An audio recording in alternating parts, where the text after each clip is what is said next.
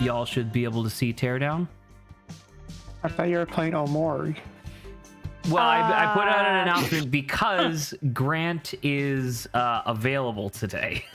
So originally the plan was going to be that it was just going to be me, Saba, and then theoretically you, if you showed up, which you did, which I appreciate, playing Omori. And then Grant was like, oh, by the way, I don't have a birthday party to go to anymore. I'm like, okay, well, do you still want to play Omori? And as is typical fashion, everybody that I asked was just like, whatever.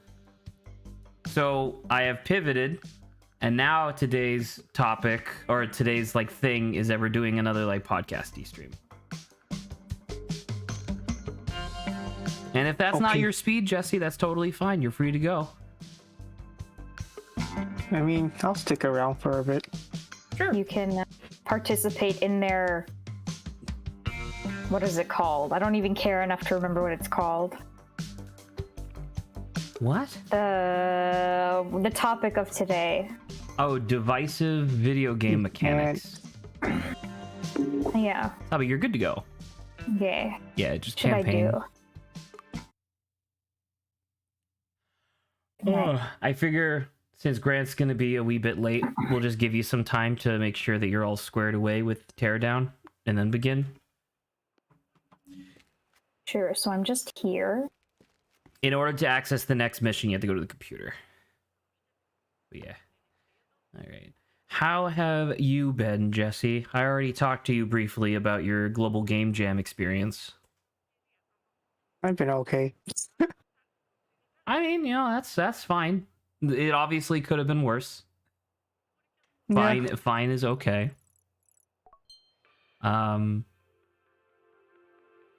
do feel a little I don't know, because Saba, how upset, like from a scale of 1 to 5, how upset do you think Lawrence would have been if we played Outer Wilds today?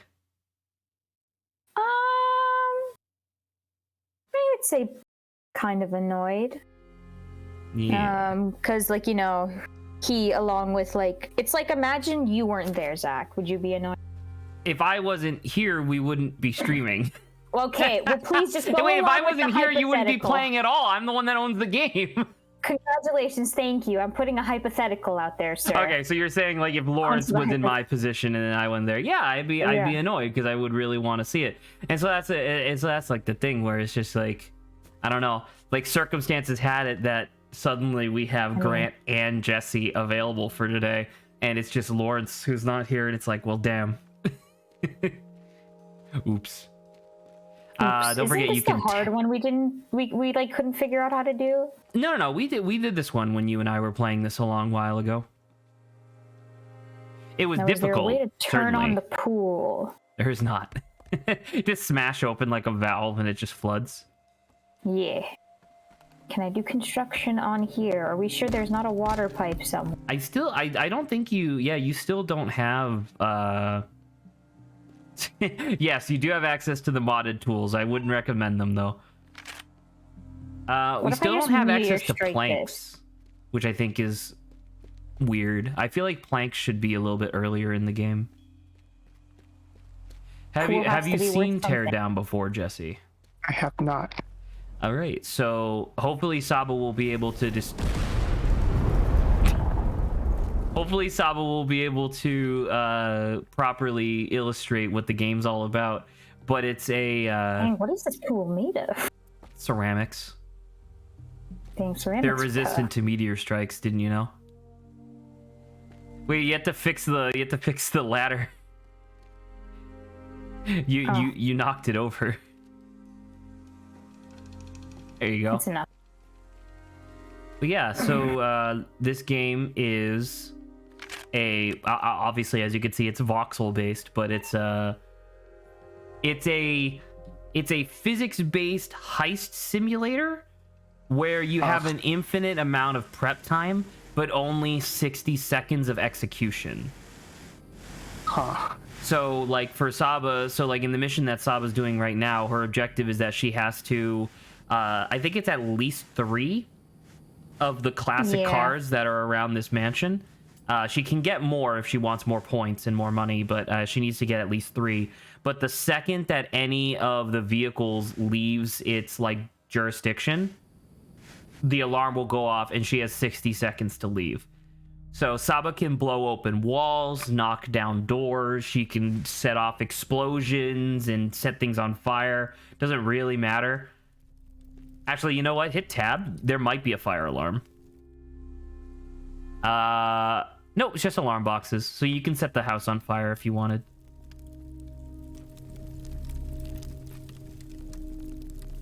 You can use the physics gun to just pry open the door. Oh, there is a fire alarm. There you go.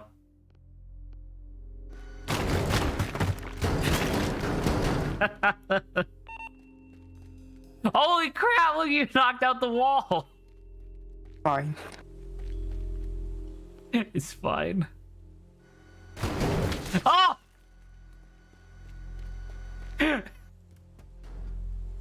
Now, all I need, let's be honest, with this gun, I could probably do things in like less than like. Can you do me a 20 favor? seconds. Go over to that car. The car with the alarm box on it, and then quick save. How do I quick? Hit escape. Quick save. Okay. Now, so can you pull the alarm box off the wall?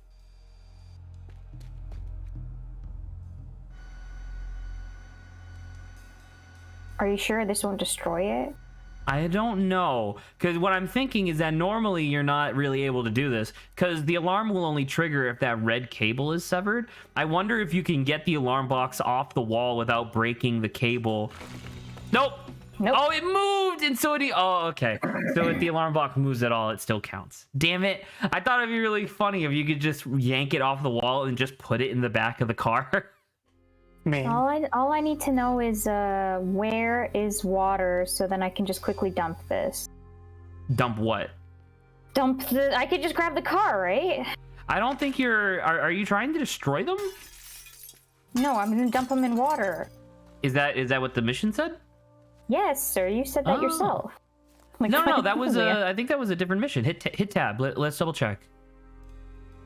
Dump at least 3 cars in. Yeah, never mind. In the water. So there's a river to the far. Yeah. So he's at. So his house is on a peninsula. Am I supposed to click and drag? Cause yeah, it has like the same weird. Yeah, that's unfortunate. It's okay. I can zoom out and.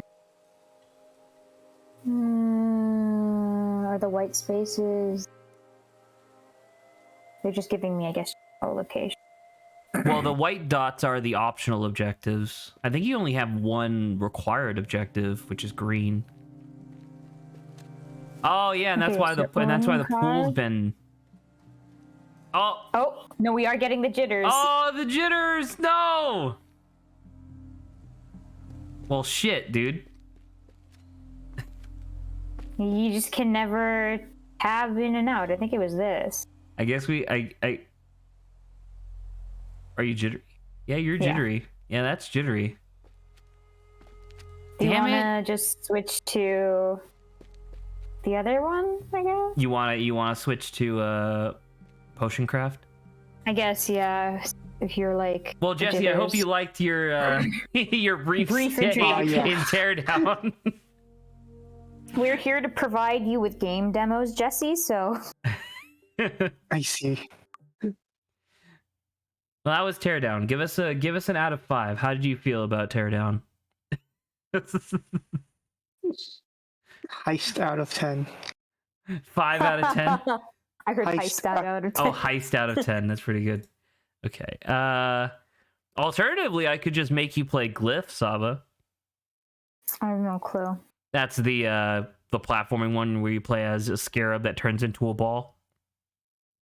Do you want to demo that for Jesse as well? You think Jesse would like Well, I mean, that? we already have potion craft, so I'll get this all set up.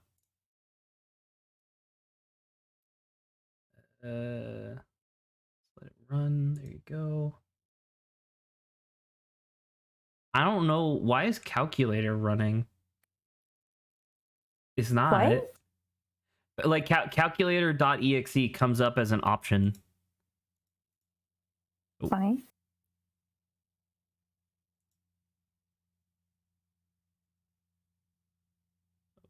Potion Craft, are you okay? Potion Craft, are you alive? It's loading. Loading. Obviously, technical difficulties will always be frustrating, but I won't lie and say that I didn't miss them a little bit. It reminds me of simpler days of streaming. Welcome to streaming, Jesse.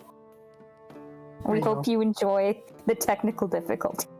Oh, I'm fully aware of technical difficulties. Oh, got it. Okay. Potion Craft is up. Let me enable it for Parsec. So no more teardown. Teardown just doesn't work, despite the fact that we tested this yesterday. Like you would be able to work if you just never tabbed, I think. Whatever's happening, I think with the tab is actually maybe screwing it up. The more I think about it. That makes sense. All right, can you see? Yeah. Yeah. All right. Feel free to go nuts then. You could do a new game if you want. Hell yeah. Have you ever seen Potion Craft, Jesse? I believe I have tuned into a stream where you were playing this once. Wait, where Or we like were? a couple times. Yeah. Ah, okay. Were you listening to us make false potion names? I don't remember. I don't remember the context, but It was. I did see something about It was a legitimately funny, and I'm a little sad that I didn't come up with it because it was a legitimate funny thing. I think it was Grant or maybe Lawrence that suggested it first. That was because like you make potions, you make like healing potions and potions of poison and potions of ice and stuff like that. And one of them was just like, what if we just lied? I'm pretty sure if we I did that actually. Was it you? I was like, I think think so. You know I what? was Now on that you mention it, yeah, stream, because you but I noticed was that there was talking. a because the poison potion is by default green, but then there's a symbol that you can put on the label, which is a green plus. So you were just like healing potion. No, or was it a potion of no more pain, or something like that? Something like that.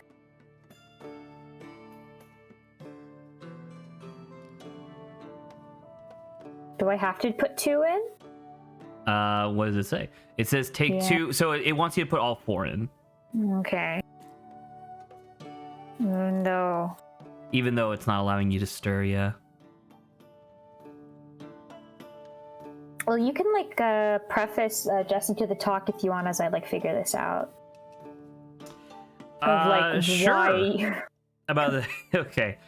So Jesse, welcome to the day where a banter topic, because we have a channel on the Discord called Banter Topics, as you're probably aware. Yes. And there's been a topic in there that we have been reluctant to touch upon for, I want to say, almost a year, which was the discussion of whether or not, like specifically, we Grant and I want to discuss Breath of the Wild, which we will be doing today, but we wanted to discuss durability systems in video games and whether or not they're like a good or a bad thing. So, in an effort to make it so that way we can actually fill a stream with this discussion, in an effort to make sure that we can actually fill a stream with this discussion, I have changed the topic slightly to just being the broader divisive mechanics overall. Okay. Yeah. So Because I have... Zach hates durability systems. We gotta just For go out the there and most preface this part, right yes. now. I can't really think of a single durability system in a video game that is done particularly well, unfortunately. But I guess that's part of the discussion, of course. So I did request, hopefully Grant has something when he comes in today, but I did request some assistance with coming up with ideas of divisive mechanics. But I, on my end, have a list of like 5. So if we cover them one by one, we'll be able to just move on to something else. So, I don't know. How do you do you have any opinions on any divisive video game mechanics, Jesse? I have a couple. Sure, bring some of them up. I thought about some of them.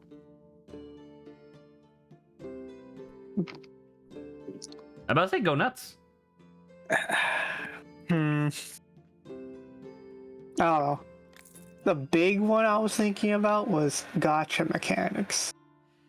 That's pretty divisive, which is a surprisingly apt. You want to hit it in the yellows and then the greens. If you hit it in the green, that's where you make a So you didn't hit enough yellows to get more gold, but at least you didn't fail. Because if you fuck up a haggle, it'll be cheaper for them, which is bad. But anyway, oh, is that Grant? Yes. Hello, Grant. Jesse just brought up the first topic of our divisive video game mechanics discussion, and it's a surprisingly apt one, which is gotcha mechanics, because Saba loves Genshin Impact.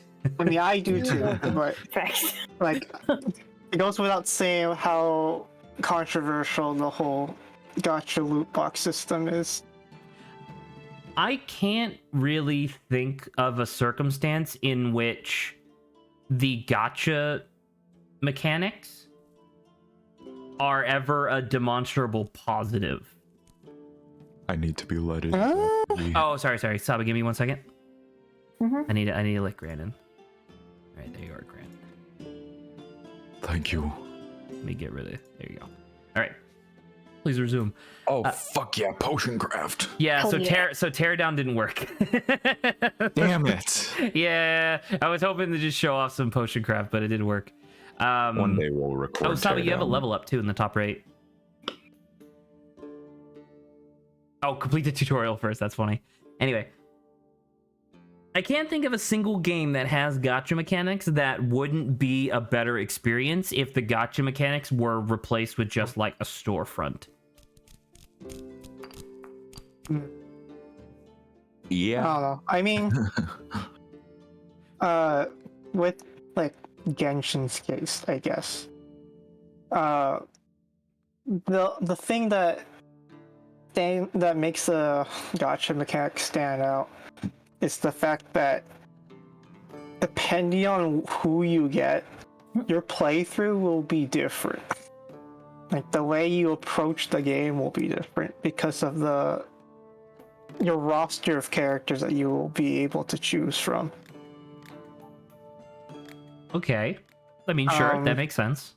Like, rather than it just being a JPEG of like, I got the character, it's actually different. Yes.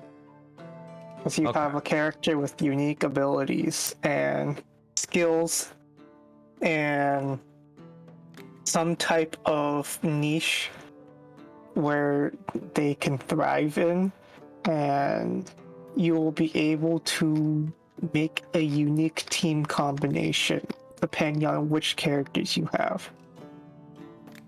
That's Okay. true. Can I ask a question? Just based Yes. on the implementation of the gotcha system, in Genshin specifically. So Yes. obviously Saba can chime in on this as well. But For sure.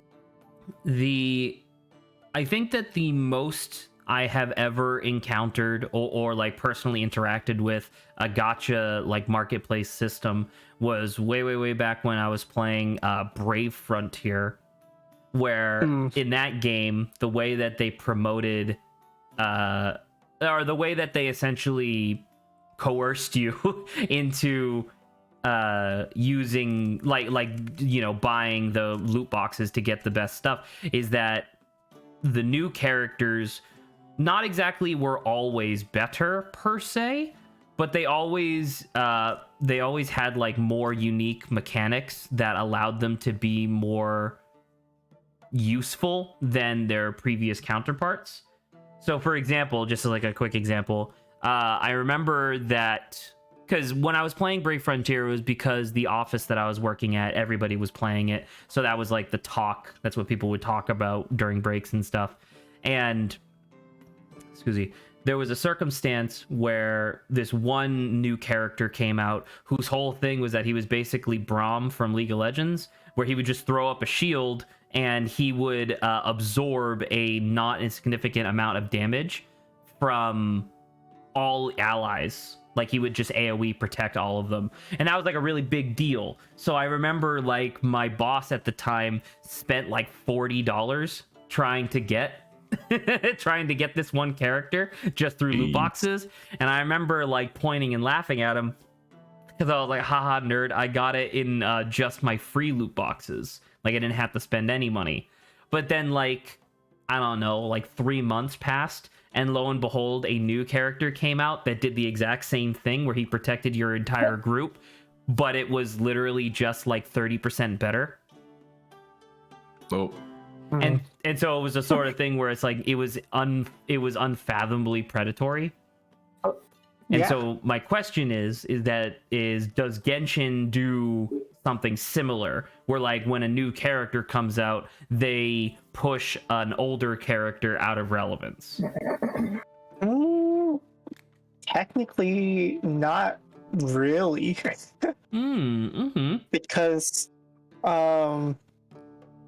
most of the characters at this point all have at least one unique thing, like that's unique to them. Whether that be stat buffing or overall synergy with your team. But like there's like there are issues with certain characters, especially some of the recent ones, where when they first come out, they're severely lacking in like a certain like trait, right? So like a big example was like back in what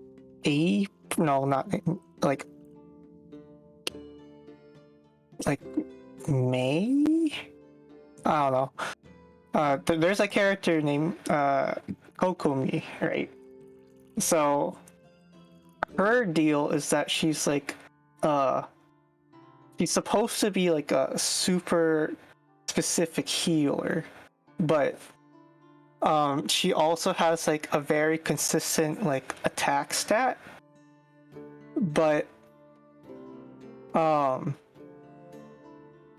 like when she first came out, she really had like very little like niche outside of like very specific situations. And for a 5-star character, like she was like, I think her character banner outright was one of the worst performing ones when she first came out. So you're saying it's kind of the opposite of what I was asking. The idea of like, instead of there being like you're saying that some of the newer characters are just straight up underperforming in comparison to like characters that already exist. Yeah, essentially. That's a weird problem to have. And the only way that they could balance that is to buff them, because it will be super highly controversial if they were to nerf a 5-star character, especially if people poured money into getting them. Like Kokomi, like she has a very unique trait where he literally has -100 crit. So you'll never Ooh. do crit damage with this character ever, or like that's like the whole point of the character. Is that you'll she never doesn't crit? Yeah. But Savi, you pulled out the spoon. But like, Put it back. why? Is that good? Ever? It makes her damage highly consistent. But the problem was like when she first came out, like a lot of people were focusing on the fact that she just can't crit. And at this point in the meta, healers weren't like super important. They're like nowadays there's her usage is better because there's specific like enemies and stage hazards where it inflicts corrosion on your party, so you'll take damage over time and you can't be protected from like a shield or anything. So the healer meta actually like increased because of that, and it also helped Kokomi's case because during that patch they introduced a new like artifact set, which is like basically your equipment in that game. And basically this artifact set gives you additional bonus damage when you heal, so that in turn buffed the character like indirectly, essentially. Okay. So yeah, It basically just really boosted her effects while also giving her like a little bit extra, I think, damage if you use all of the artifacts as well. yeah. But this is still the same character who will never have a chance to crit. Yes, Okay. essentially. Though I will say, using her in battles, it's not like she isn't like strong without it. I guess some people just, you know, they're just so focused on like, oh, I want to like, you know, deploy like the most damage possible. A lot of damage. I don't know anybody like that. Yeah, I'm who sure you could don't. possibly be that? Zach, Mister, I only need 1 health if I just kill them If fast I enough. kill them before they hit me, I don't need anything more than 1 health. That's how it works. Anyway. Okay. Because it's like... Yeah, just like looping back to like the actual topic at hand in terms of like divisive video game mechanics, where it's just like... Gotcha mechanics only exist because it acts as a profit modifier, as far as I can tell. I won't deny that. Well, right, because like the idea of like if you were to sell, like, these are obviously just like example numbers, they're not real, but like if you were to sell like the new Yasuo skin for, you know, X number of dollars, or you can lock it behind a loot box, instead of it being X number of dollars, you will, from the individual person who's trying to get it, you'll most likely get like X times 20% or something like that. So it's just a demonstrable negative, I think. I can't think of anything that's like... Also, I just thought about it. Are Hearthstone card packs gotcha mechanics? I guess they are. Basically, Are it's just Pokemon anything cards that's a gotcha? random. I mean, thing. TCG's technically gotcha. No! It's real life gotcha. No! But Any I love card opening game, Pokemon cards. random chance is basically gotcha, I guess. Damn it! You've been participating in the system, Zach. I didn't know! It has been you all along.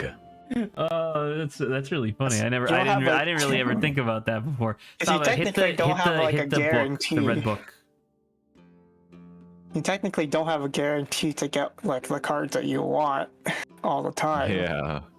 Like, I there's a guess the set, difference. I guess like, the rate. difference. I guess the difference is that, at least with the real world, when you open up a deck of, or when you open up a pack of Pokemon cards, if you don't get the card that you wanted, you can always just go to a secondary market and buy it. Whether or not that's fair True. remains irrelevant, I suppose, for the topic at hand. But like in Hearthstone, you can't do that. You have to take your garbage cards and mulch them into dust, and then craft that card that you actually want, which is Well, like it's, which is the necessary, or which is a not insignificant obfuscation. You know. So like, Some places can you do that in let you get Genshin? it, though. Not for characters.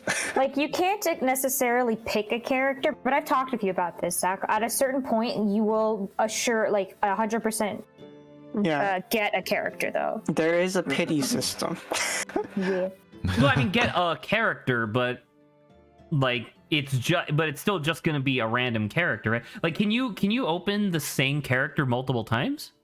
There's a very low chance, but So once you open up a system of, character, they become a really low chance. Because you said 5 stars earlier, so that presumes to me that you can go all the way down to 1 star for a character. No, there's there's- only 4 or 5. yeah, For characters? Then why do they have Yeah. a 5-star system? What's 1, 2, and 3 star? There isn't. those Then relate why do they to start at 4? There's Why not? the only time, like, you have like weapons and like the artifacts that go from like 1 to 5, but like the characters are just 4 to 5. yeah. Okay. So in that case, I presume that when you open up a loot box in Genshin, most of the time you're gonna get like a bunch of 1-star weapons or something. 3-star weapons. Yo, Oh, what is a 1-star in Genshin? The 1-star and 2-star stuff are things that you just find like on the overworld. Okay, you don't get them from loot boxes. Saba, I No. think you fucked I'm yourself. going bad. Yeah, it's bad. Fucking it up. This Fine. is why in my playthrough I just ignored haggling because it's hard. Because you're a coward. True. Haggle. I don't know. I'm just Can I trying just to. go to I'm just bed at trying to. any I'm just time? trying to think about it. Like, is there any? I don't know, Grant. Can you think of any positives to like a loot box based system or a gacha system? No. I Are don't like gachas 'em. and loot boxes just the same thing? Yeah. Yeah, basically, it's more or just the less. random chance of something, I guess. Of getting what you actually Like- want versus garbage, which you don't. Like, in comparison to a lot of other games, Genshin's gacha systems are actually pretty generous. 'Cause Mainly due the- to the fact that there's a pity system that's in place where you will be guaranteed to get a certain character or weapon after a certain amount of rolls. Okay. Yeah, but you can also get it. You can also get it beforehand. You know, if Yeah. you just manage to roll lucky. To be Yeah. fair, once again, I don't know the actual numbers when it comes to like Genshin, but I am very familiar with the pity system that exists in Hearthstone, and I'll tell you that doesn't really help at all. That game's still expensive as shit. So, Yeah? in Hearthstone, if you don't open a legendary within 40 packs, you're guaranteed to get a legendary in your next pack. But 40 packs comes out to, I think, just shy of $45.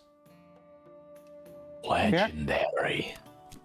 So I don't know how that compares to Genshin at all, but yeah, I It'll don't be very dependent on whether you're free to play or you whale on the game. because Lawrence said that Um, he hasn't spent a dime on the game, right? Yeah. Lawrence has I spent too have never fallen $10,000. for capitalism. Lawrence, I can't say anything. Lawrence You, has spent money on it. He has. Yeah. I have spent zilch. Saba hasn't. Lawrence has. Okay. I thought he was saying So we the should other day that he crucify him didn't. for it. Maybe I'm wrong though.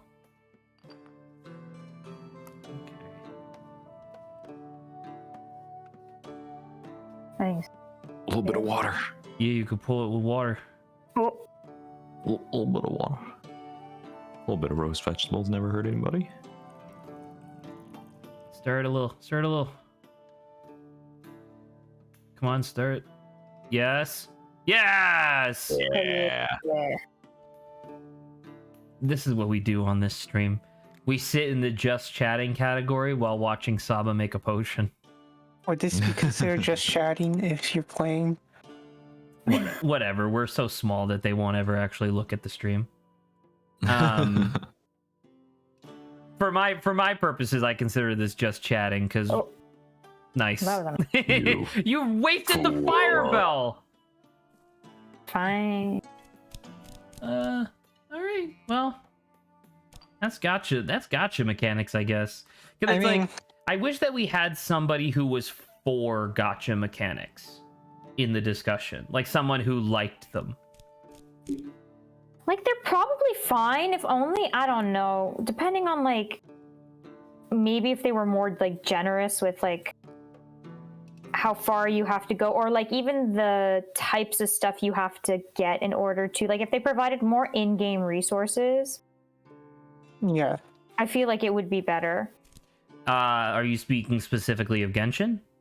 For Genshin, yeah, because that's the Okay. game I'm familiar with. I mean, especially now since they're doing double rerun banner.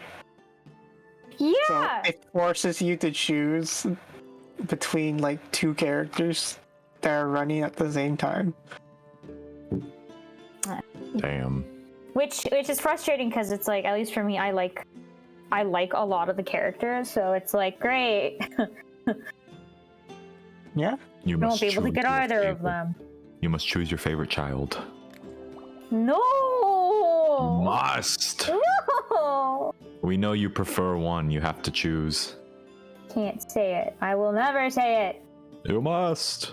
No! Oh. But yeah. Because they do provide like a good amount of like this stuff in game, but it's like never enough. Like, I would say I would have liked it if I could have at least like one free wish per day.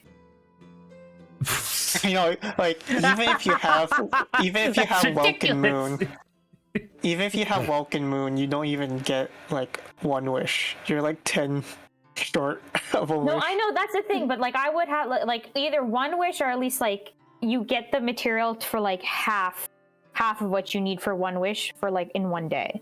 So then every 2 days a free wish. Yeah. Can I That's what I describe would to you how Legends of Runeterra works then? There's been a discussion going on within the Legends of Runeterra fan base for a little while now, because a report came out that essentially Legend of Runeterra is making an absolutely minuscule sliver of profit, because they spend so much money on voice acting and art and like tech and stuff like that for the game, but then the game doesn't like, you don't buy packs in Legends of Runeterra. The only packs that you get come from like weekly vaults and stuff that you get just for free for playing the game in general. Scusi. Oh. Scusi. So people were trying to figure out like, why are they still supporting this game? Like, why are there, if it's not making a fuck ton of money like League of Legends is, or Teamfight Tactics, why are they still supporting this so much? And one of the content creators for Legends of Runeterra was like, you don't understand, guys. Oh, Legend of he needs a Runeterra is the firefish. Costco hot dog. The Costco hot. If you change the price, I will fucking kill you. Well, it's not only that, because I'm sure that we've all heard of the term loss leader, but it's quite interesting because like the Costco hot dog, for every single one of the Costco hot dogs that Costco sells, they end up losing like 40 cents or something like that, which adds up to an enormous amount of money. But the Costco hot dog is such like a staple of the of their brand that it brings people in, which leads to more sales overall. So like they lose money on the hot dog, but make more money off literally everything else because of like Makes the relation. sense. So Sure. for example, one of the lost leaders that Legends of Runeterra does that's really interesting is that they're basically using Legends of Runeterra to explore the world building that eventually they're going to utilize for the MMO in like 6 years. Because the idea is that in Legends of Runeterra, they'll be developing characters, locations, lore, like all this stuff. So that way, eventually, when they're ready to start doing primary development for the MMO, they can just be like, oh yeah, we're just going to take all this shit. We're just going to use it. So yeah, so that's the thing that I think is really cool, because in Legends of Runeterra, I want to say if you play, because like a lot of like card games have like daily and weekly missions that you can do. In Legend of Runeterra, you can do those missions against the AI. Like, the game does not force you to play against real people, which in my opinion is one of the best things that the game does. Because 100%. Which it's just awesome to not have to go up against, you know, some like super meta Sin deck or whatever. But I don't know, just like if you just do your daily quests. So if you do all 7 of your daily quests for an entire week, at the end of the week you open up a vault. The vault by default will have essentially 3 card packs in it, which each of those card packs will have 5 cards in it, and that's just like your baseline. But if you do every single daily quest for the entire week, you'll most likely level up those card packs from like the basic version to at least gold, where you still only get like the 5 to 7 cards per pack, but the better the card pack that you open, the more likely it is that you're going to get something that you don't already have, which I think is, once again, one of the best parts of the game. The idea of like, I don't have this legendary. Well, I'm really glad that I won't be opening this legendary ever again, like Hearthstone does. Or did. I think they changed that since, but that used to be something really frustrating in Hearthstone, where like if you got a legendary, because legendaries were so rare, but it was not unlikely that you would open a legendary that you already had. Oof. And that sucked ass. That felt great, yeah. So one of the things that happened immediately, or one of the things that they did immediately with Legends of Runeterra was like, oh yeah, if you open up a legendary, you'll never get it again. You don't have to worry about it. Sick. So anyway, because I'm thinking about it, I'm like, that's a gacha system in the sense that you're opening up a card pack to get random cards. Like, you're not guaranteed to get what you want, but you're also not spending money on the card pack. So why do they have a card pack? I don't really, I'm thinking about it now, and it doesn't really make a whole lot of sense now that I think about it. To increase player attention. Yeah. I guess that makes sense. Sure, that makes sense. Because it's like, if you just if you had like a deck in mind and only had to play for like 2 weeks to get to that deck with no like trouble along the way. I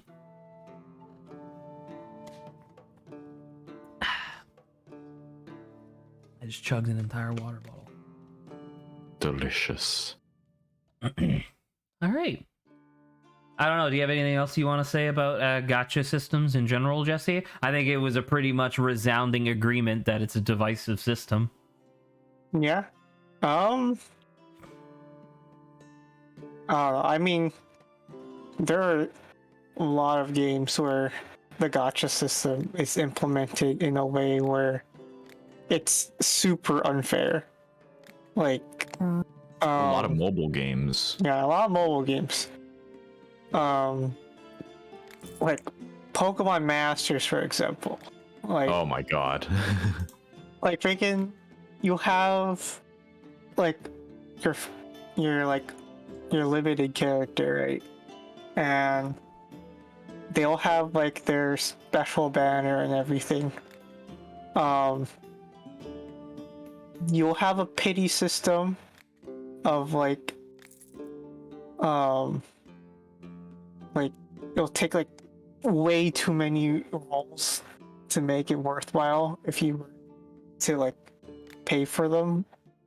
But like Pokemon Masters, you have essentially a 1% chance of getting the special character out of a pool of 5 stars if you roll a 5-star in your rolls. It's very unfair. It's ridiculous. Man. Pokemon Masters. I don't know. I think you're just being a little greedy. Don't get greedy. Don't get greedy. I mean, to fill you in, Jesse, that was an inadvertent reoccurring joke that I didn't think would be coming back on stream at all. But I want to say like a week ago, it was me, Saba, and then our friend Adrian. We were all just streaming, playing Risk of Rain, and we were talking about Pokemon Legends Arceus. And we made the joke of because like the Pokemon's like official slogan / tagline is no longer gotta catch 'em all. It just doesn't have a tagline. So we made the joke of what if it was Pokemon don't get greedy.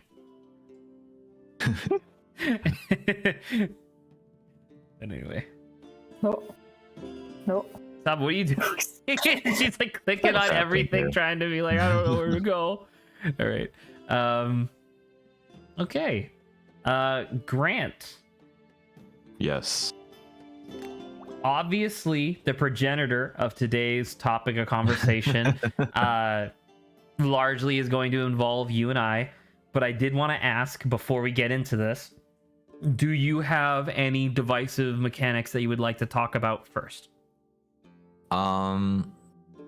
There's one, I understand it, but I don't like it. And that is stamina systems. Dude, stamina systems was on my list of 5. Oh, really? Yeah, I made like a short list of 5 mechanics last night in preparation for today, and number 4 on that list was stamina systems. Nice. Because it's like, unlike the gacha systems, I can think of a few examples where the stamina system is legitimately a good addition. I'm mostly thinking of Dark Souls. Sure. Because that's like a big part of how the combat in that game functions, because it's about not overexerting yourself in any particular way. But then obviously the example that I'm thinking of that is negative is I really, really, really fucking hate the stamina system from Skyward Sword and Breath of the Wild. I see. I do not like that system. I think it is not excellent. I think it is more frustrating than not, until it eventually becomes fucking irrelevant because you upgrade your way out of ever giving a shit about your stamina system. But I guess that's beyond the point. Like, what's the fucking point of having a stamina? I guess it's to encourage you to collect stuff, but like, what's the point of having a stamina system in Breath of the Wild if you can just pause the menu, stuff your face full of food, and then just have your stamina back? Because, like you said, that encourages players to, go out, find food, cook it, and still explore the world. You can cheese it, sure, but you could see how somebody who was a little bit ornery on the subject in general might argue that that's just chores. Well, then get good. that's kind of it, isn't it? It's like, oh well, then don't get into that situation. But it's just like, I don't know. I've seen like discussions of that sort of thing in the past where it's just like, oh well,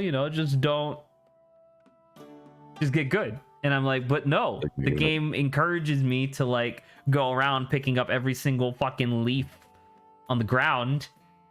It's not like you have a limited inventory system for ingredients. I was about to say, I'm glad that you said ingredients, because I thought about it for a second. I was like, wait a minute, you do have a limited inventory system. For ingredients, you don't. For ingredients, you don't. That is true. But I don't know. I'm just thinking about it because it's just like, in a game like Breath of the Wild, or like a short hike makes sense to have a stamina system. Or I guess like all of the Breath of the Wild likes. And I know that Breath of the Wild wasn't the first one to fit into this genre, but it definitely did it the best, which is saying something. But those games where you're supposed to just have like free climbing, like motion capability around the environment, I understand why they implemented a stamina system to help prevent you from accessing areas that you're not supposed to just quite yet. However, I find that to be a band-aid solution on the larger problem of not designing the world properly. You know what I mean? In what regard? The stamina system, at least in the examples that I'm thinking of, because there's what was the game? I showed it to you, Saba. It was Little Gator. You remember me showing you that one, Saba? What you call it? It's like all cutesy. You play as like a little alligator. It's very Breath of the Wild because you have like the parachute and the climb and stuff like that. Anyway, the point that I'm trying to get at is that with the stamina system implemented in the same way that Breath of the Wild has it, excuse me, it kind of like as you level up your stamina through the shrine upgrades or whatever, and also just food, I guess, it kind of acts like a line that exists, like an invisible line that exists on the environment, where it's like the more you upgrade it, the higher that line goes, and then suddenly like more and more of the map becomes available to you. And obviously this is personal taste, but that's a little too loose of a design for me. I very much more enjoy something where I can look at a piece of the environment and I can be like, oh, this was like specifically designed in this way to be tackled in this way, as opposed to like in Breath of the Wild when I played, I was just like, well, I don't know how to get up this hill, so I'm just gonna like get a bunch of food, climb up the vertical surface, and then get to the top. And then when I got to the top, I looked to my right and I was like, oh, there was a path. And that was obviously my bad. But still, I think that's fine though. Pushing a fast growth. Someone's having a good time. Coming up with your own solutions, while it won't be the intended way, I think is still rewarding for the player. Because it incentivizes creativity into solving problems. Well, I mean, I'm not disagreeing with the fundamental nature of that. I guess I'm just saying that, like, from my perspective, I like things that are a little bit more clever in their design, as opposed to just being like, oh, well, you know, have at it, just do whatever, I guess. I'm trying to think of like a counter example that would help my case here, but I really can't because my brain is just swamped with Breath of the Wild at the moment. You can't get away from it. I can't, and that's kind of my problem. You hate to see it happen. Well, I mean, okay, so I've been complaining about stamina systems. But you brought it up, Grant. So what was your problem with stamina systems? No, I was actually going to agree with you on Skyward Sword's stamina system. I like Skyward Sword, but I hate its stamina system because it literally has no reason to be there, and there's no, way for the player to get good or get better. It's just you will always have this much stamina. Get used to it. Fuck you. It's like, isn't Skyward Sword also like pretty linear? So the linearity of the game design just makes the stamina system a very big like hindrance to the player. Yes, 100%. And I like Skyward Sword, but that shit is upsetting. I don't know. I think that was my main gripe. I think it's a really good example of the types of stamina systems that just don't need to exist. Because, like, I mean, I guess I have a good example and a bad example. In Monster Hunter 2, I think. No, I'm not thinking of Monster Hunter 2. What the fuck am I thinking of? Maybe I'm thinking of Breath of the Wild again. Anyway, my point was the point that I was going to bring up was that it was a series of games. I think it was Monster Hunter, but I might be wrong. Where in an earlier version, you had stamina that you would consume by running, but the game was 90% running, so you would end up like sprinting for a bit, having to then slow walk, only to then sprint again. And that served no purpose other than to just frustrate the player, because it's like, oh, I mean, well, that's how Monster Hunter is. No, but like, doesn't Monster Hunter have a thing now? And this is what I mean, where I say, like, Well, I think it might be. Well, because that's what I was saying was that I recall, and I think it might be Breath of the Wild actually, where like I remember there being like a stamina thing where as the stamina is just about to deplete, if you hit a button, it gives you like a boost to your stamina, so now you can keep going, and it becomes like an actual gameplay mechanic of like timing that boost over and over again. That's not Breath of the Wild. That was in something, and it was a series of games because I remember I played an earlier edition in the series, and then played that one, and I remember that being a revolutionary mechanic because I was like, "Holy crap! Thank God."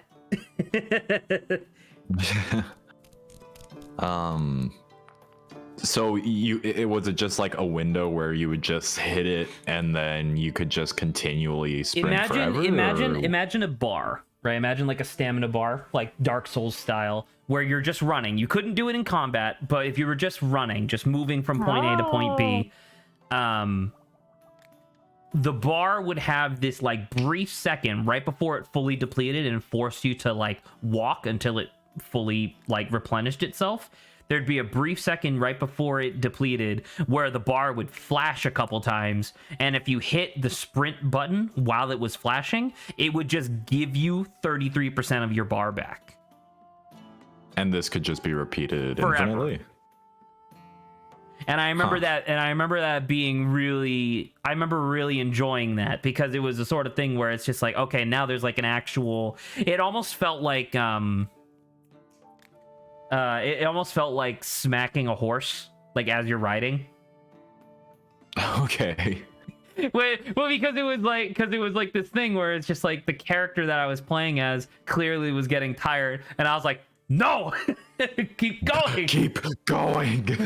We have another 200 yards to go before we get to our objective, or 200 meters to go before we get to our objective. Keep going. And I thought it was fun. I liked it. So that was it. I don't know. I guess that was just an example of like a bad usage of stamina being just like general movement, which I think is stupid. But then turning it into like a gameplay asset, which I thought was cool. Because if you fucked up, and if you missed the timing, it felt less like it felt less like the game was punishing you and more like you fucked up. I will say in terms of, I'm gonna bring Genshin back real fast. I really wish they had a separate kind of stamina bar for swimming versus running. Oh, because you're like gliding and then you land in water and you're like, I'm dead. Yeah, I'm dead. Yeah. Because it's just like because maybe I've played other games that separate them to suddenly have to share them.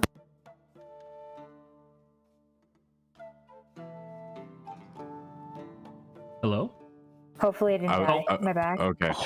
Yeah. I got scared for a second. I was like, did I disconnect? No, I'm here.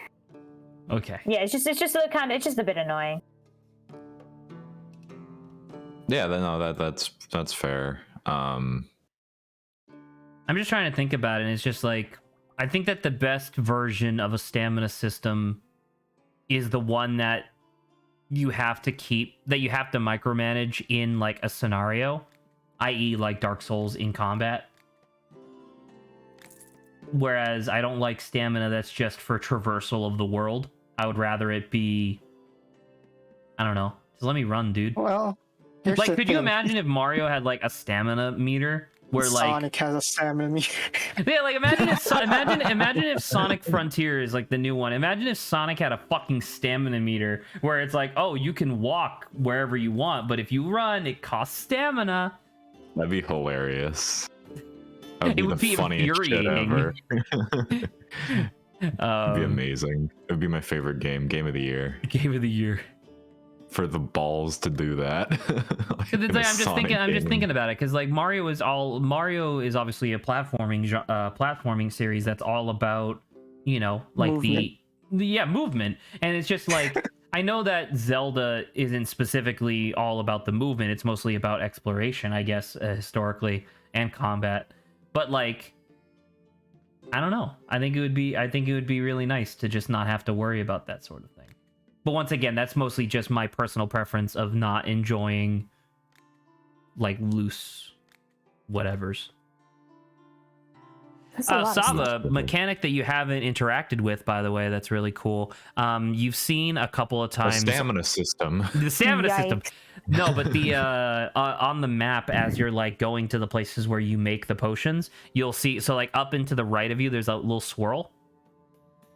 If you are touching that swirl at all, it will light up, right? So it will be highlighted. And then if you heat your potion, you will get sucked into the center of that. So it's really useful for like repositioning yourself. So just letting you know, just for the future. Good. Oh, I don't know. But yeah. I don't know. I think the bringing up stamina, obviously it was on my list as well, so I was planning on doing this anyway, but I think that stamina systems as a general topic are more interesting in this discussion, because there are definitely good stamina systems. Sure. But then there are also bad stamina systems where it's just like, go away. Why are you here? I mean, technically, Genshin does have a use for the stamina system, because your stamina is not only tied to traversing the world, but also tied to your combat. Oh, that's true too. Yeah. So like if you run into a place that has combat and you spent a bunch of stamina getting there without paying attention, you could fuck yourself. Essentially, you wouldn't be able to do like stronger attacks, Okay. because your strong attacks take up like a chunk of your stamina bar.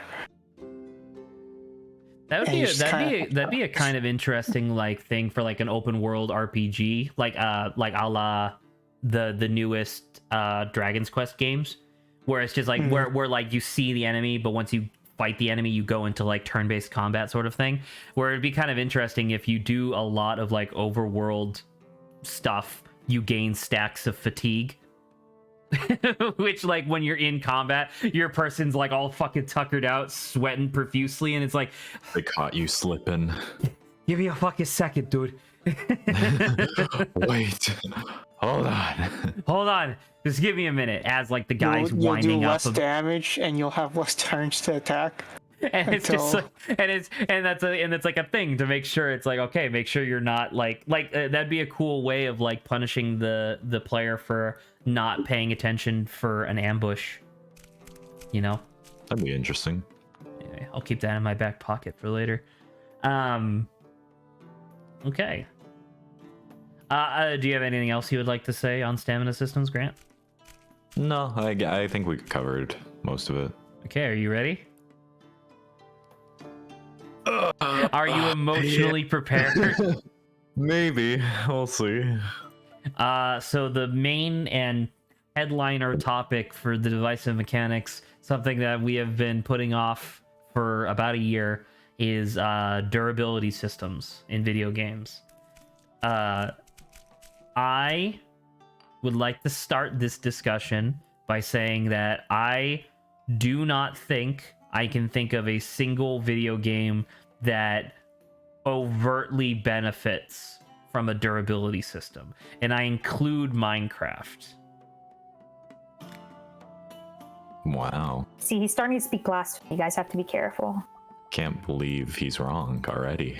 Please elaborate then, Grant. Because obviously I have Well- problems with Breath of the Wild, and we can talk about that one in a second, but I'm just kind of talking about general at the moment. Why do you not think Minecraft benefits from the durability system? Because in the early game, it does serve a function. Because in the early game, it's like if you're not paying attention, because like the fact that the different pickaxes mine different resources, as an example, like all the axes all mine the same type of tree, but it's just pickaxes that do different stuff, which I think is a little weird, but at least it leads to progression. In the early game, the durability system matters because you have shitty stuff like stone pickaxes and wood pickaxes and stuff. But then eventually towards the mid and then late game, like in the mid game when you have iron pickaxes and stuff, it doesn't it's not something that you're really like actively thinking about per se. It's more of an annoyance. And to be fair, this is coming from the perspective of somebody who really likes just digging a really fucking deep hole and just keeping going forever. So obviously my perspective on this is that I find it really fucking frustrating where I have 8 pickaxes and I burn through all of them over the course of like 3 hours. I find that really frustrating. I would rather just have the pickaxe. But then the thing is that in the late game of Minecraft, through enchantments like mending and stuff like that, you just completely invalidate the durability system overall. And I don't know, that just rubs me the wrong way. The idea of like one of your big ticket late game enchantments, in my opinion, just being a fix to a problem that you started. It's like a racket. where it's like, all right, we're gonna give you this bad and frustrating mechanic, and then in the late game we're gonna allow you to remove that mechanic so you don't have to think about it no more. But also the point of, I guess, are you about to say that the point of Minecraft is durability?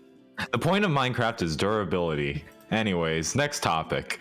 No, the point of Minecraft is being able to play your own way, right? I mean, sure, yeah. And so not everyone does the exact mining and whatever, and that they just go in a hole. And so everyone has different play styles, obviously. Oh, yeah, that makes sense. And yeah, so I think that how do I want to say this, or how am I going to phrase this? Like from any other gameplay style, how does a durability system, how does it benefit, or how does it make the game more fun? Well, because in Minecraft, it incentivizes to gather resources. Right, resources that I would like to use for crafting, which is, yes, making tools, which I guess makes sense, of course. So just having a pickaxe that will never break, even in the early game, is like, well, what's the point of this? Why do I? Well, why because would then I you get even... because the idea is like if you started off with like a wood pickaxe and then quickly upgraded to a stone pickaxe, and then like that stone pickaxe never broke, but it was still slower than every other version of the pickaxe. Like I think of it like I don't know. Obviously, this is like a non-equivalency, but like I think of it like leveling up an ability in League of Legends, where it's just like, okay, now it's the same ability that you already had, but just straight up better. In the sense of like, does it replace the original? For the most part, sure. Obviously, there are some pickaxes where that doesn't really work, like the gold pickaxe, for example. Like I think the gold pickaxe having a really shit durability stat, I think that's actually really funny. I really like that one. It's gold. Well, not only is it gold, it's also the most. It's also the second. Well, now that they have netherite, it's also the second highest frequency of mine rate, which I think is really cool. So, like, if for whatever reason you have a surplus of gold, you could just throw it all into pickaxes and just fucking mine out an entire like mountainside and just burn through all your gold, because gold doesn't really have many other functions anyway. But right. I don't know. I'm getting a little tangential, but my response to your statement is still that your pickaxe should, for the most part, be a de facto upgrade each time, where it's just like, okay, now I just have the ability to mine better. Then what are you crafting aside from like just building? There are 4,000 items in Minecraft that you could be using those resources for instead of a pickaxe or a shovel or anything else. Zach. Yes, Saba? What is this guy asking for? Neighbor's livestock and got a bit of eating the vegetables out of the garden. I'm tired of chasing sheep and goats away every night. I want to spice my vegetables with something special. I think it's the fire potion. Is it fire or poison? Because I can't freaking It's not tell. poison, because that would kill the livestock. He just wants something spicy. I think it's the fire potion. You never know. So that my neighbors have fewer livestock. That's a good point. I don't know, man. This might be one of those things where he pays you well for something that will give you notoriety. So I don't know. Maybe it's poison. It said spice, so I would have assumed. I would have assumed I'm like, fire. I don't know. But Do we just got a spicy potion in here somewhere? do we have a spicy potion? Spicy potion. But yeah, I don't know, because once again, my overall statement on whether or not a mechanic is good is whether or not it actually positively serves the player in some way, shape, or form.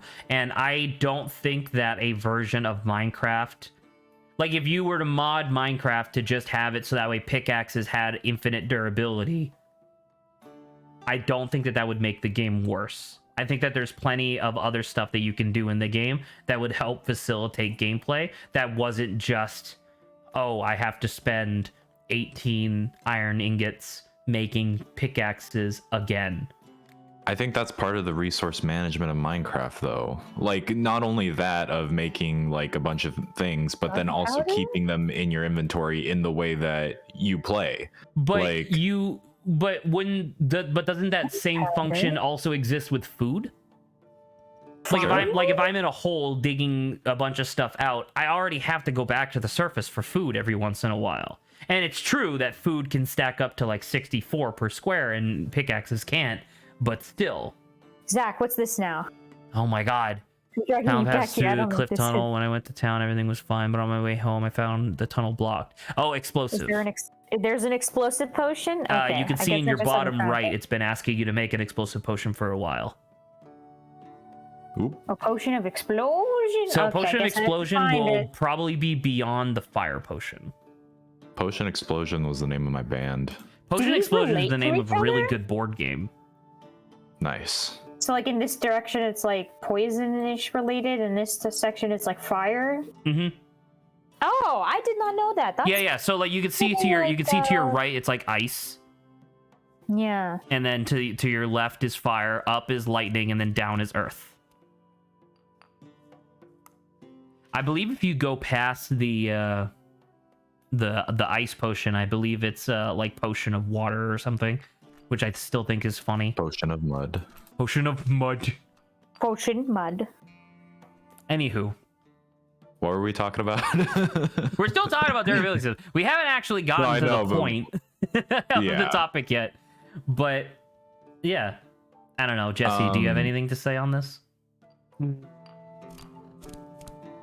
Not in regards to Minecraft. Okay. I mean, I guess that's fair.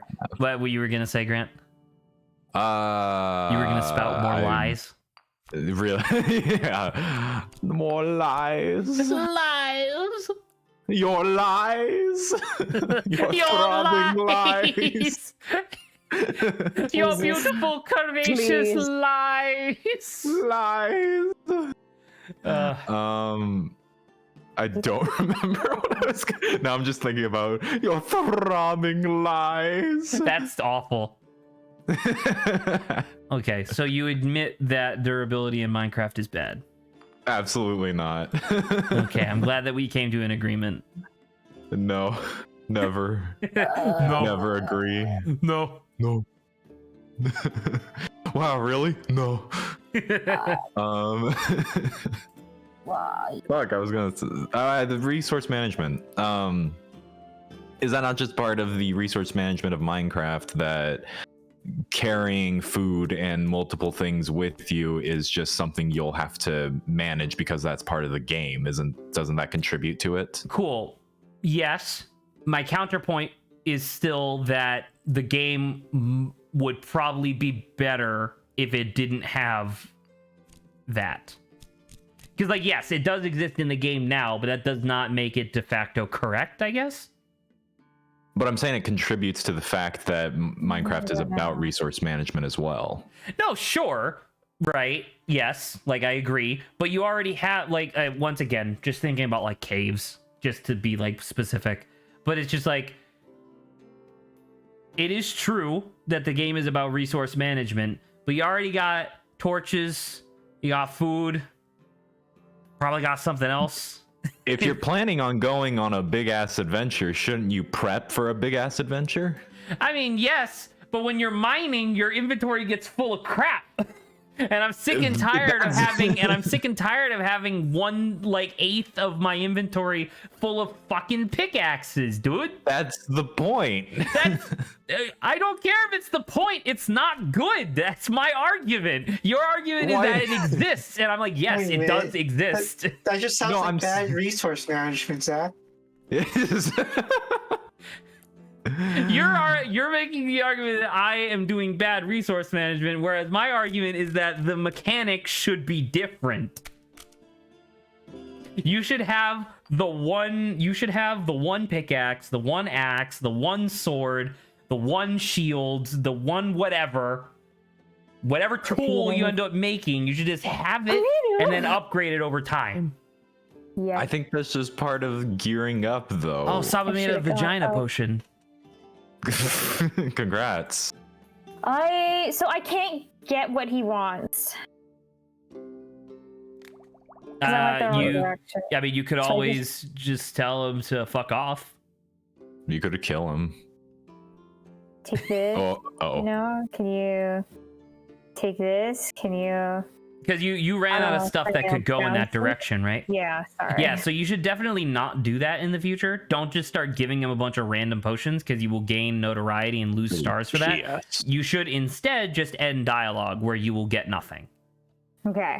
I didn't realize he would get mad at me asking him, hey, can you like use this instead? Normally you can tell when someone's getting mad when their face scrunches up and they frown, but that's fine. And then he peed his pants.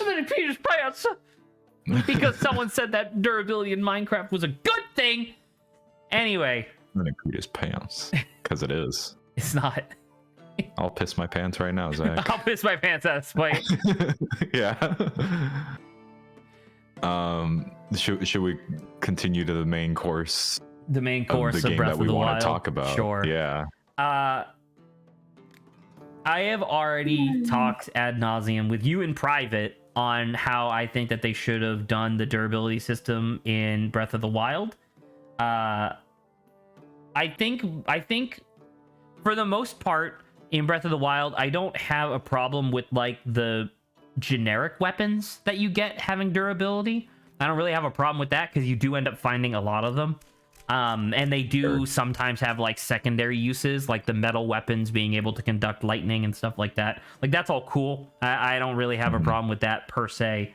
But the stuff that I do have problems with is where you are like exploring this like cave or climbing up this mountaintop and there's a chest at the top and it's like, oh dude, it's a fucking guardian axe. It's like the cool blue holographic looking one. You're like, fuck yeah.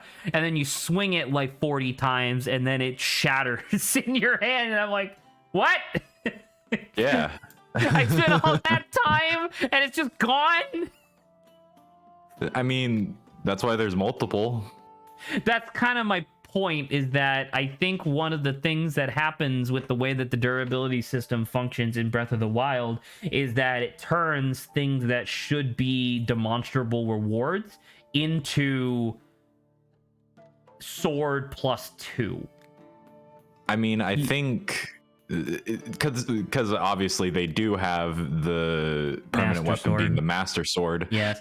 Even though it's not really permanent because you do have to do the charging in the light or whatever, but yes. But you still have it. You still have it. It doesn't imagine vanish. If the Master Sword broke. Well, that's the thing. I almost feel like they did at some point. I almost feel like that was their intention, was that the Master Sword was gonna break because everything else in the fucking game breaks, including like the special weapons that you get from the Guardians or whatever. Well, yeah, but I feel like that underplays the Master Sword by having, if you would have those not break. Because the Master Sword is what you're working towards, right? Like that's the big thing, because that's Bane of Evil, whatever. Need it, but yes, you don't need it, but it's like, oh, you need 14 hearts because it's a test of strength and whatever, and then it's like, you achieved this, great job. Like, this is the weapon that doesn't break, rather than you climb this mountain, this doesn't break. Here you go. Hopefully you can understand when I say that, once again, this feels like a racket, where it's like they introduced a problem to then have a solution that they... But it's not a problem. I do find it a problem. I find that for the most part, the durability system in Breath of the Wild to be more frustrating than not. And I understand that, you know, like, I remember when I initially played, like, however many years ago, and I brought this up to you, there was a circumstance where I went into one of the trials of combat. And I didn't know it was a trial of combat because it didn't tell you ahead of time. You just go down the shrine and it's like, oh, it's a trial of combat. I went in with only like a spear and a club, and both broke almost immediately when I was fighting like the little guardian guy or whatever. And I told you how frustrating that was. I thought it was like really dumb. And then you were like, well, did you use bombs? And I was like, no, I guess I didn't really think of that. And you were like, well, there you go. You should have used bombs then. And my response to you then is the same response that I have now, which was, I don't want to use bombs. I want to slash at them with my sword.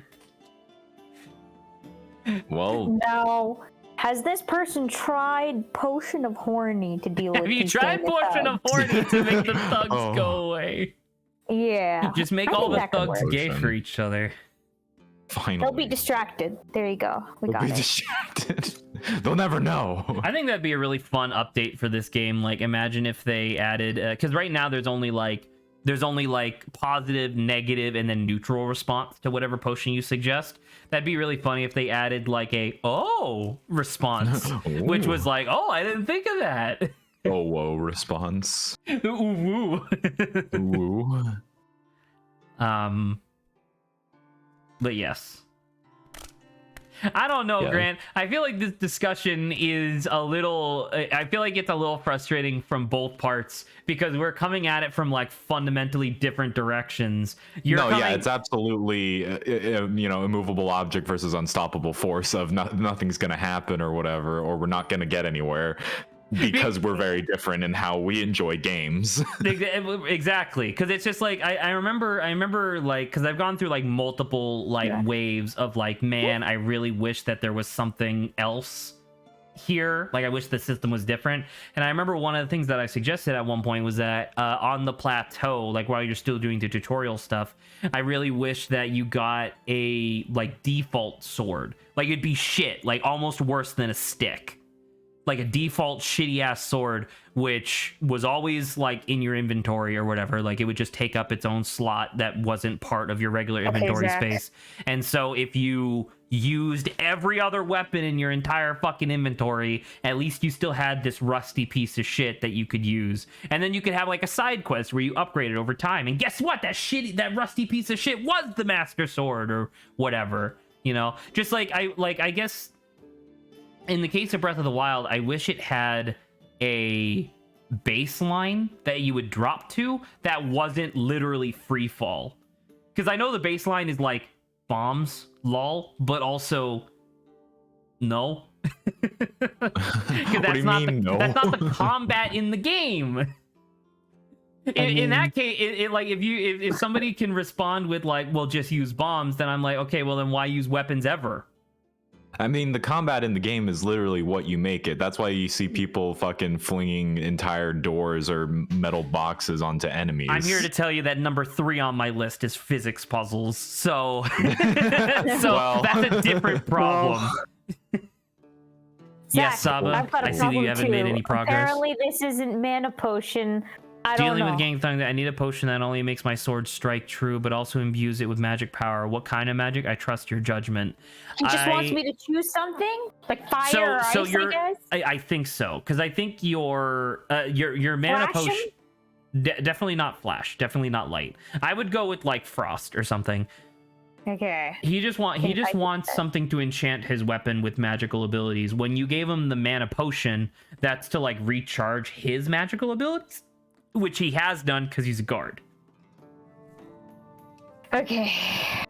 Made a mana potion for nothing. Anyway. Well, I mean, you used it you can use it later. Jesse. Someday. Hello. Yeah. Do you have any statements on durability in Breath of the Wild? I mean, I kind of agree with Grant where, like,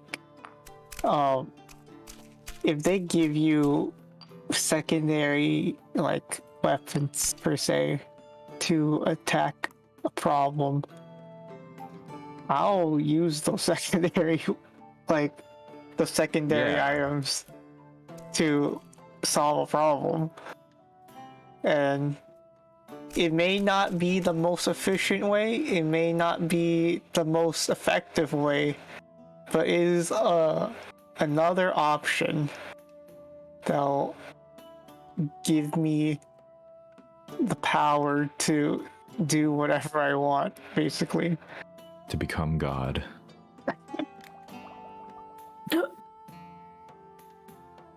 You got the potion, you did it.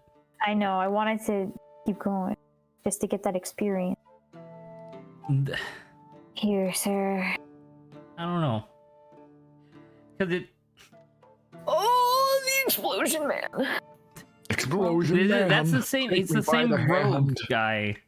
He like, whenever that guy shows up, he's always for notoriety. He does pay you a lot, but he's a bad person. He's a bad person? Yes, like if you look at what he says, he's constantly looking for I saw that you didn't even read what he was saying before. He asked you for a potion of light because he was gonna rob a house, and you were like, "Oh, sure, here you go." Oh. Yeah. And it's like, you clearly weren't reading what he said.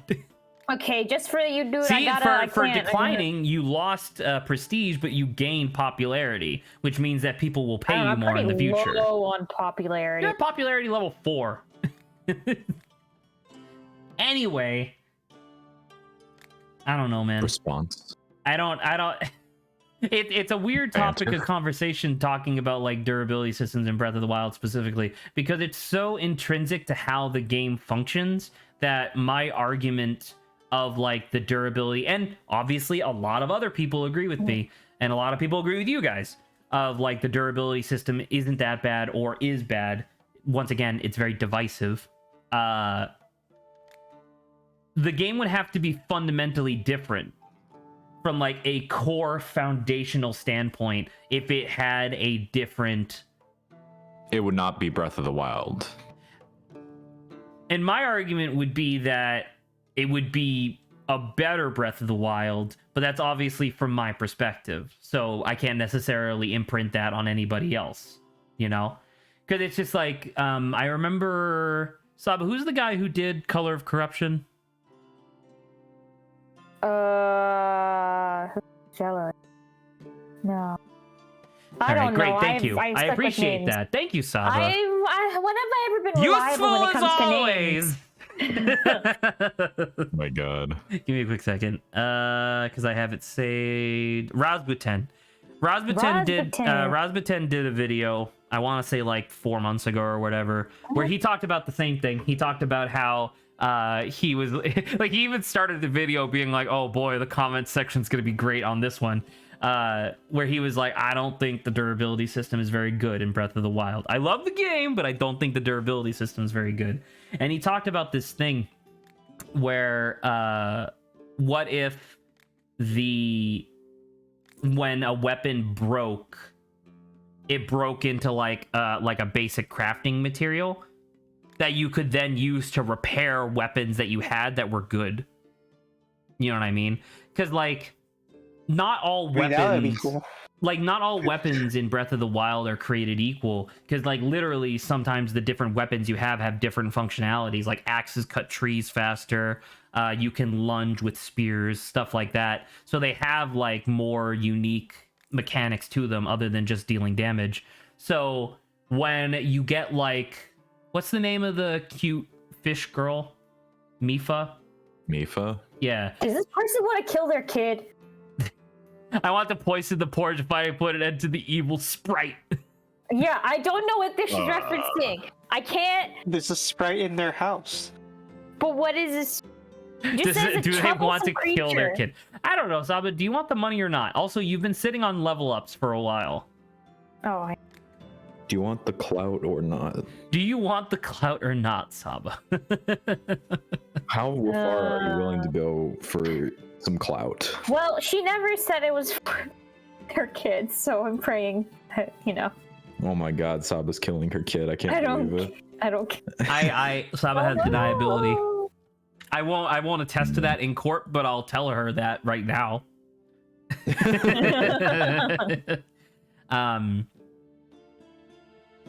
But yeah, I don't know. I guess I'm just thinking about it in the sense of like, I remember that there was a part when I first played Breath of the Wild, back when I was, and once again, my playthrough of Breath of the Wild had a lot of stuff going against it that aren't super fair to the game. I don't think I've told you about this, Jesse. I don't think I ever would have had an opportunity to. But when I bought Breath of the Wild, it was going to be like my first real Zelda game.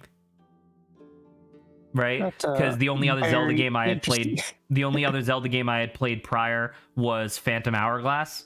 And so when I bought Breath of the Wild, I was really excited because I had heard a lot of good things about Zelda over the years, only to find that the game had fundamentally changed its like formula, and I was really disappointed. So yeah, I'm like, that's not really it's a good and bad starting point depending on who you are. and that's what I mean when I say like the game had from my perspective, the game had a lot of expectations that it did not even remotely meet, but it wasn't trying to meet them because it was trying to reinvent the Zelda formula, which makes sense considering it was like what, the 20-something Zelda game at that point or whatever. So it's like it was supposed to be like the 30th anniversary game, I think. But yeah, my brain. But my you brain's did not play the Link's Awakening and enjoyed that. I did, and that was, and like, to be fair, I do think that some of the parts of Link's Awakening, if you weren't sitting there next to me, Grant, playing it with me, I probably would have been really frustrated by it, because like that game has like a really long sequence of fetch quests that are all illogical. Right. Oh, yeah. And that would have drove me up a fucking wall. But the minute that like I was like starting to get frustrated, Grant would just pull out his phone and he's like, "Oh, you need to go give the can of food to the hippo." Like, and it's like, what? Why? And it's like, oh well, he mentioned offhand that he collected cans. It's like, well, what are you talking about? Yeah. Yeah. The hippo came. I mean, at least it's not like Solo 1 or anything. It's not what? It's not like Zelda 1, where it's like super absolutely. Where you know nothing. But Zelda 1's a little different though, isn't it? Because like, maybe it's just been a while since I played the original NES version, but it's just like, was there an overabundance of stuff in that game where it's like, oh, you have to do this next? You can do almost anything in any, well, not almost anything in any order, but it's a great amount of freedom in how you can go about things, but you just don't know how to go about things. I guess they that's don't tell fair. you. Sure, I guess that makes sense, because I was thinking about it in the context of like what I remember of Zelda 1 when I went back and played that was an overwhelming sense of exploration. Because like obviously there was a lot of stuff in the game that has just been bled into the like cultural osmosis in general. So there was a lot of stuff that I just knew just inherently through that. But I felt an overwhelming sense of exploration because it's like, oh, I wonder what's over here, and then I would just explore it. Whereas when we were playing Link's Awakening, I'd be running around in circles for like 20 minutes because the game doesn't give you any sort of fucking map markers on like what you're supposed to do next. And I'm like, what could I possibly do right now? You know, but anyway, that's really beyond the point. So I don't know. That actually reminds me of, I guess, another, or I would say map markers are divisive.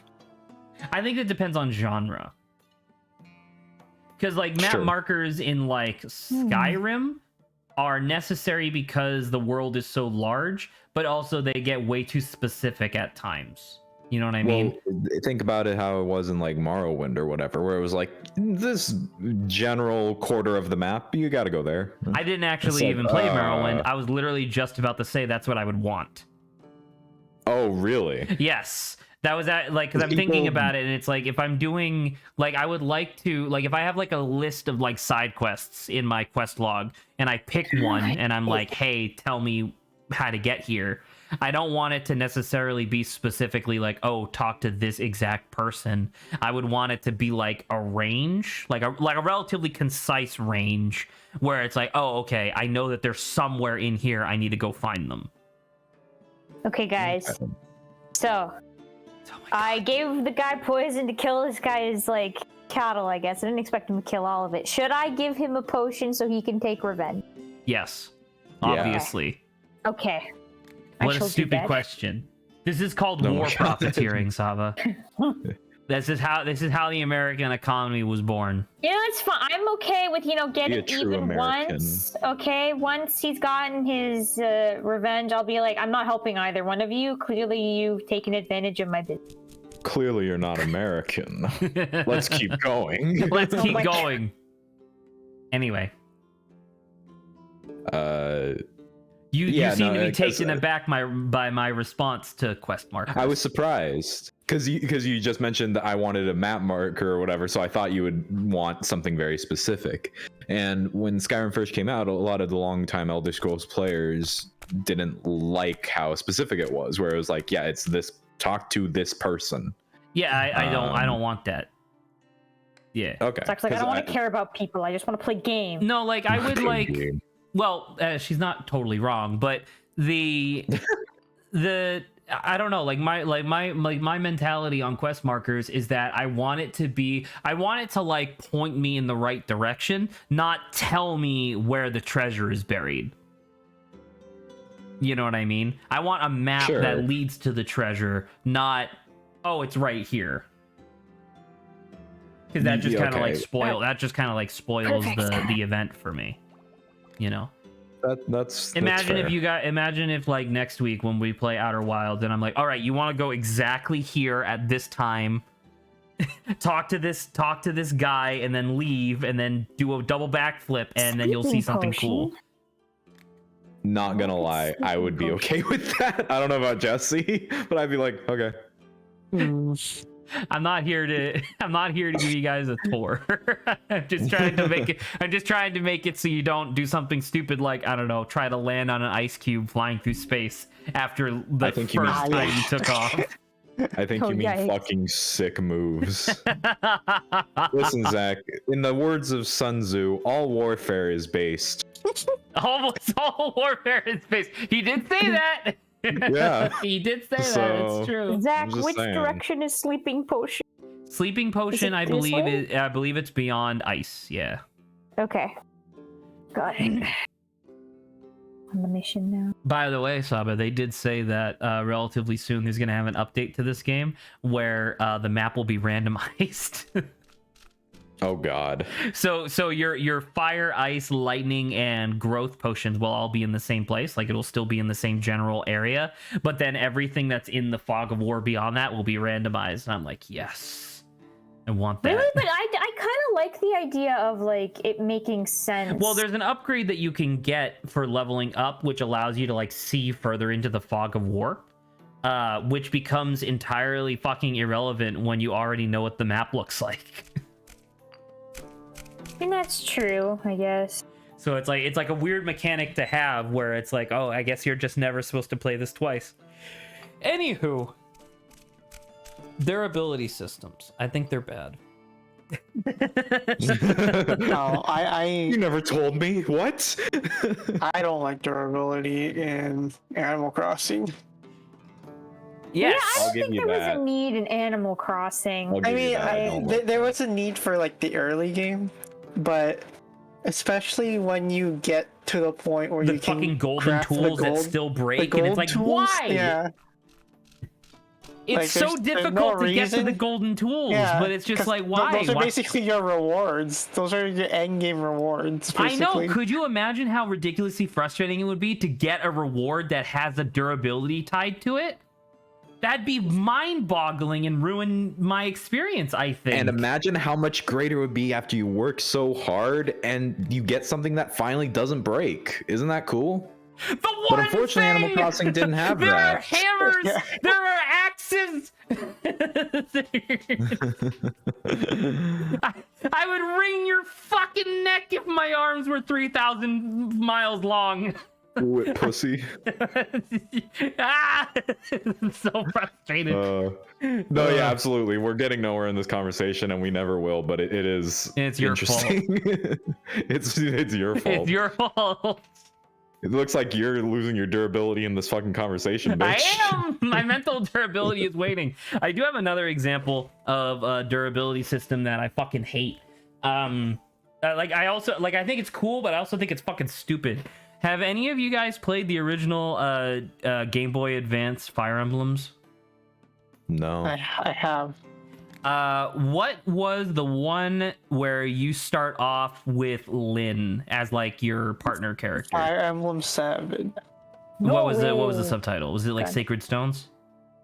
It didn't have a subtitle technically. Okay. In that case, whichever one that was. Technically, it's called the Binding Blade, but The Binding of Isaac. Okay. I do not recall it being that name, so I'm just going to stuff a sock in my it mouth. never actually had a subtitle when it first came out here, because this was technically the first game that came out in like international. Oh, I didn't know that actually. Okay, that's kind of neat.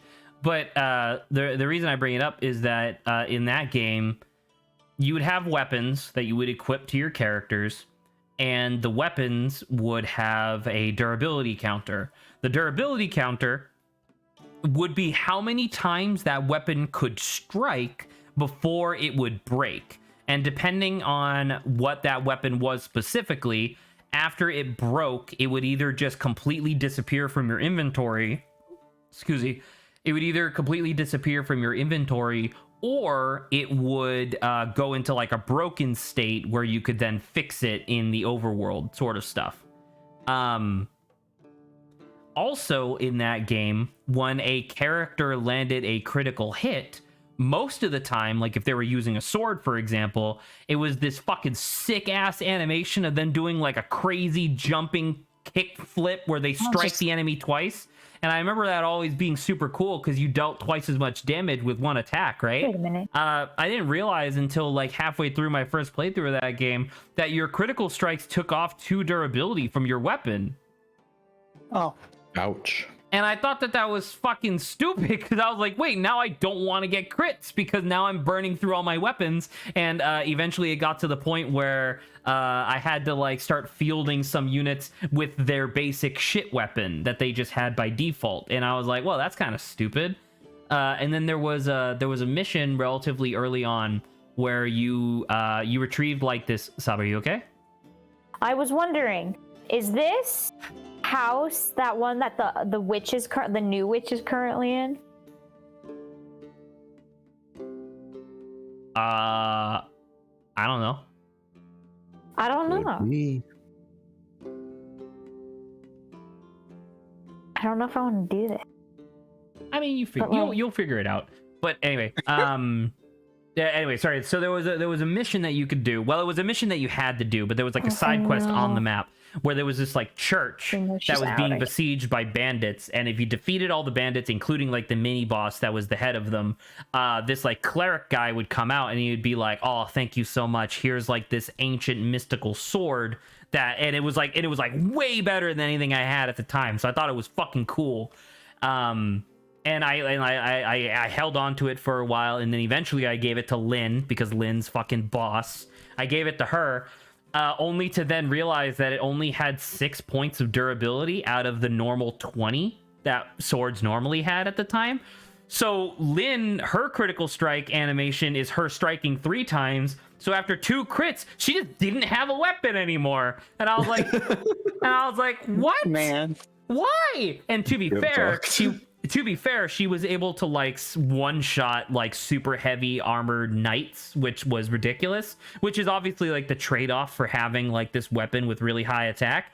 But the fact that it just fucking shattered on her second critical strike was ridiculous. It just made my mind explode because I was like, why would they design it like this? Because crits are incredibly powerful in Fire Emblem. Right, but it's just so weird because it's not even necessarily that it's not even necessarily that the durability goes down like with each hit, especially if you do multiple with a weapon. Like if you get a crit with like a hammer, it still only strikes once. You just hit twice as hard, which I thought was like a weird dichotomy. So like eventually I ended up switching to axes and hammers for the most part. But anyway, the fact that this was like a special weapon that you got from like this one weird ass side quest early on, but then you couldn't fix it at any point. You essentially just had 6 slightly stronger strikes than normal, and then this weapon was gone. And I just thought it was weird because it's like, are you telling me that this legendary blade that was in this like cathedral for like 1,000 years or whatever, is it made of paper mache? Like I don't understand. Like why is the legendary aluminum foil blade being handed to me? Because it's cool. Because it's cool. By the way, Subby, you don't have to mash it. If you just put it in, you can just wiggle it back and forth, and it will still grind it up. Oh, okay. Yeah. Just in case if you wanted to do it a little faster. Anywho, hey, look, potion of explosion. Yeah, I found it. I was like, I should go up here. Okay, sir, here you go for the monsters in the well. Grant. Hey. Yeah. Durability systems are bad. I think not. Banana. Okay. Well, there you go. Discussion over. That was a year in the making. I hope it was satisfying to the 0 people who will ever watch this. Oh yeah, absolutely. They've been waiting a long time. I wish we had like more people. It's like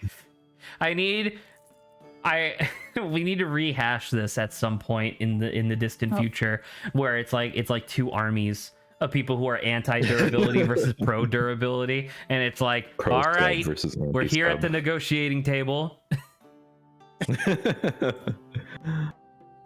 That'd be good. Oh, it's Geralt. Oh yeah, I was Holy like, shit. All right. except with the mustache. Well, so we did that. Congratulations, everybody. We did. Are you ready to move on to the next topic? Is it physics puzzles? It could be. Could be. I'll never tell. Physics puzzles is another one of those things where, once again, I really like a bespoke experience. Like, not that I don't appreciate like player agency. Like, obviously, I think player agency is very important, but I really dislike when, like, I don't like an example. Once again, it feels like I'm bullying Breath of the Wild, but I'm not. Where I'm thinking about that one shrine. I'm thinking about that one shrine where it's like a water slide, and there's a bunch of like boulders that are falling down it. The solution that you're supposed to do, like the intended solution, is that you're supposed to bring up the ice pillars so it creates like a makeshift ramp, and they like fall down to the left hand side into this chute that then goes into this like hole, and that's how you're supposed to solve it. Like, that's the intended solution. And while I think you're off screen, there you go. While I do think that it is like kind of neat that you can instead try to launch the ice pillar while the boulder is rolling over it, so that way you push it off the water, over the wall, and into the hole. While I think that that's kind of neat, I mostly just end up turning my nose up at that sort of solution, because it's like, it's not really a solution. You like in my mind, that's the equivalent of you ever heard that, like, it's not really a proverb, I guess, but it was like Alexander Great and the impossible knot. The Gordian knot. The Gordian knot, yeah, where it's like only the next king of like the world will be able to untie this, and he's like, oh, okay, and then he just cuts it with a sword. That's it. Yeah. I find physics puzzles are often like that, where it's like Harry Potter. This game. I Doing often all right there, find physics Saba? puzzles to be something similar to that, where it's just like, I know that it's kind of neat that you can have these like alternate solutions, but I don't necessarily find them clever. I find them a little bit more annoying than not at all. Okay, how do I catch Harry Potter, Zach?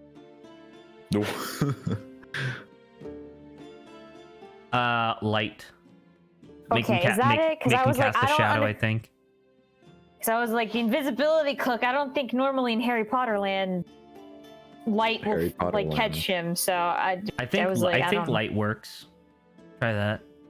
Okay, I'm gonna try that. Or try a potion of mud. I can't find it though. Damn. Gosh. See, I mean, if you One make day. but if you think about it, Zach, if you made that cloak heavy with mud, he probably can't move around that much. So probably. shit. If you potion of made that mud cloak would've heavy worked. with mud, you just see him. Exactly. Like why Potion of would mud for why the would he win. why would he have difficulty moving around? Wouldn't he just discard the cloak at that point and run away? See, exactly. know. Potion of mud. It solves everything. It does indeed.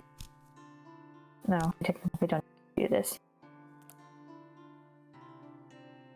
No comments on physics puzzles then, I guess, Grant. No, so because there has definitely been games that do bad physics puzzles, and but I'm blanking right now. But Not this right. I do find personally the like cheeky way to do it as fun. I think that's rewarding. I think it's he Oh rewarding. doesn't like shit. it. He doesn't need it, Zach! All right, well, stop Me. yelling and figure it out. This is your job, not mine.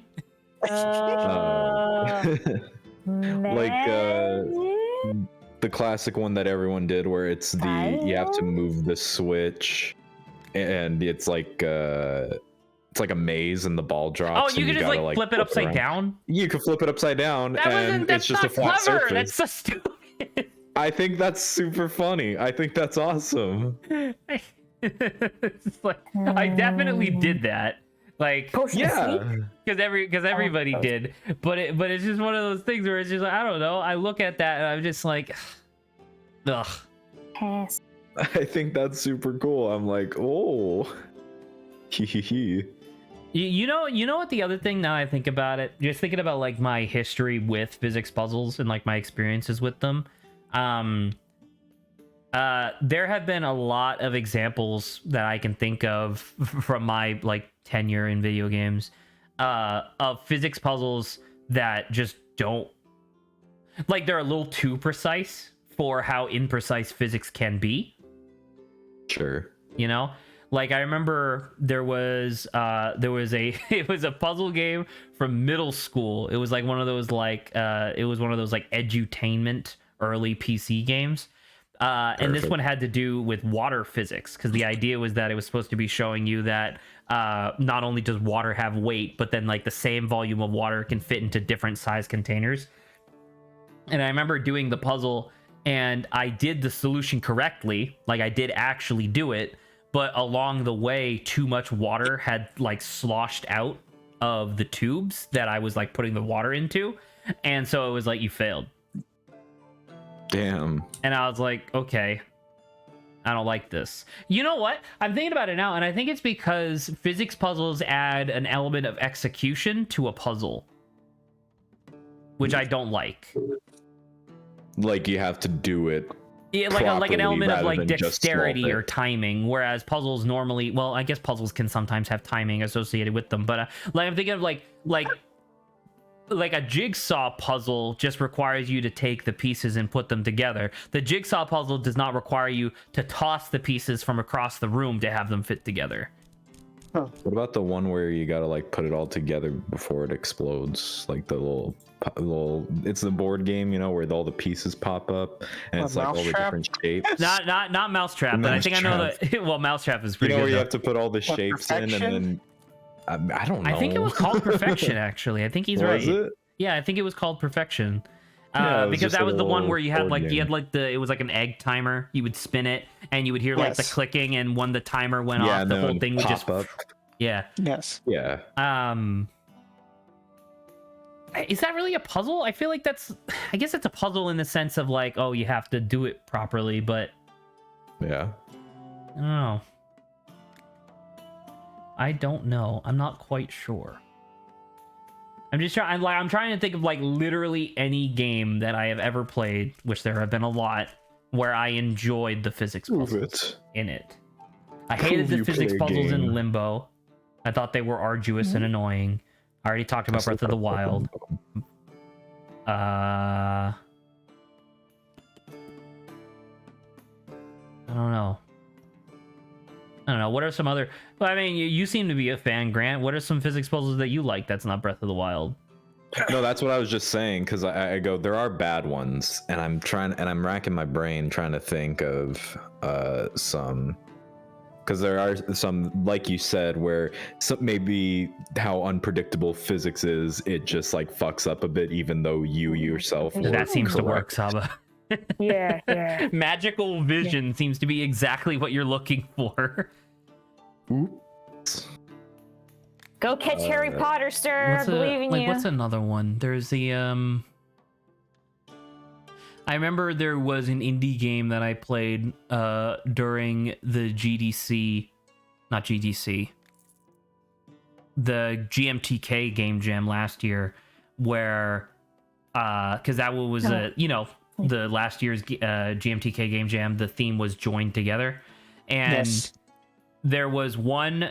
I don't remember exactly like the whole context of it, but it was the same thing that I criticized a lot, where their idea was, oh, just connect two things with a rope, and that was like their basics for the thing.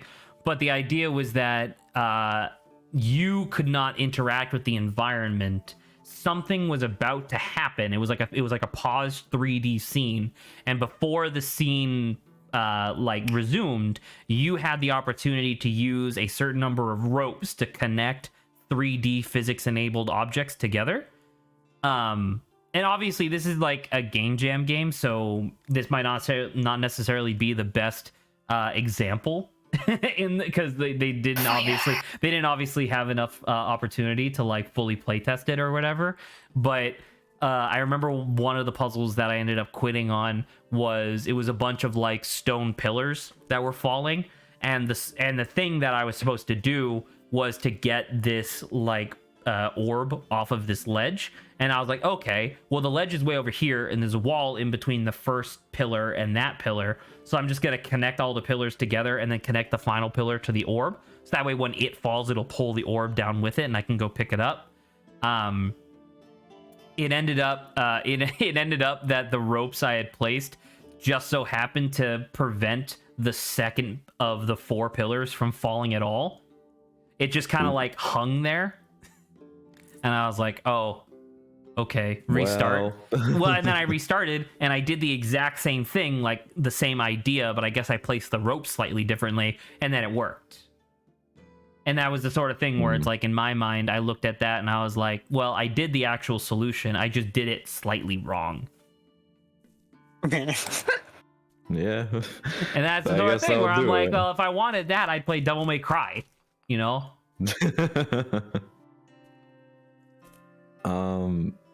Yeah, well, I mean, physics puzzles are hard to do properly.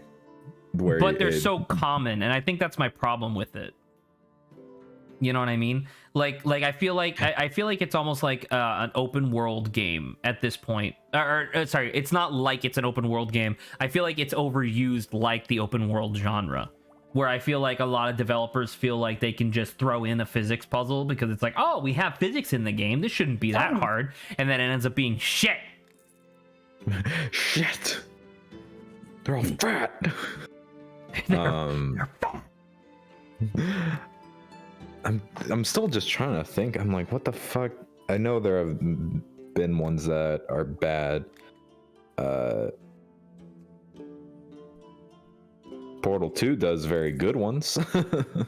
That's also the whole point. Yeah, it's a physics puzzle game. but the thing with it that's kind of interesting is that it's mostly just velocity. You know what I mean? That it has to simulate, and it simulates it well, obviously. as we've already established. But it's just interesting that it doesn't ask you to do much other, like, I want to say 9 times out of 10 in Portal, the puzzle is, did you angle it properly? Yes, no. And they did it well. Yeah.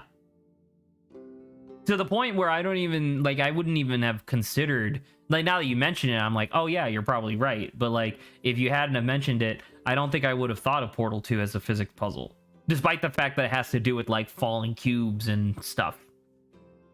And putting things properly in. Because it plays so well that I would never really think about it, I don't think. Yeah.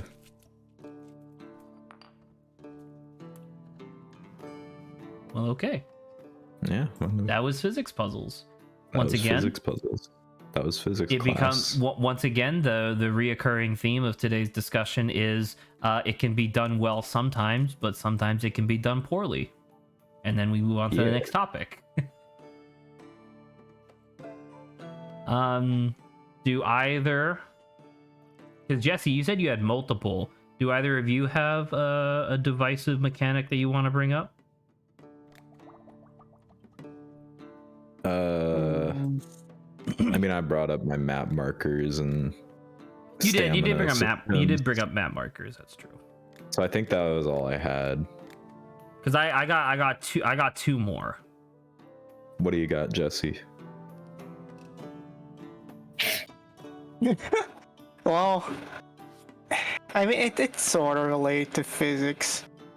Oh no. I guess you can call it physics exploitation. What I mean by this is, like, when you do a certain action in the game. It's not the libido potion. There's a love potion that you can find, Saba. Okay, I know, but I'm questioning whether or not I want to help this girl. The horny Okay. potion. Anyway, sorry. Please continue, Jesse. No, Like- I don't support crazy people. What? I did the Saba's good thing. trademark. Sorry. Like when you do a specific action in a game, and due to how the physics of the engine is working, something unintended happens, and which in turn affects how people perceive how to play the game, essentially. Can I ask a question Yes. before moving on? No. You used a word in your descriptor, which I think was very pertinent. You said unintended. Yes. Does that not mean that it's not actually a mechanic? Because like, if it's something that exists but was unintended, isn't that a glitch? I But mean, specifically relating to physics. yeah. I mean, it wouldn't be a glitch technically, because it's just a result of how the engine, like, actually, like perceive the action, essentially.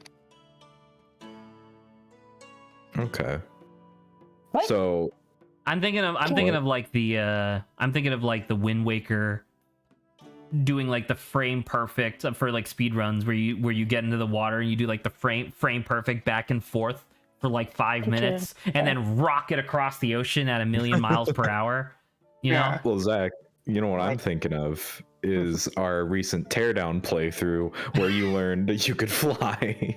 Well, okay, listen, that was because of a modded weapon. That's not really fair. Okay.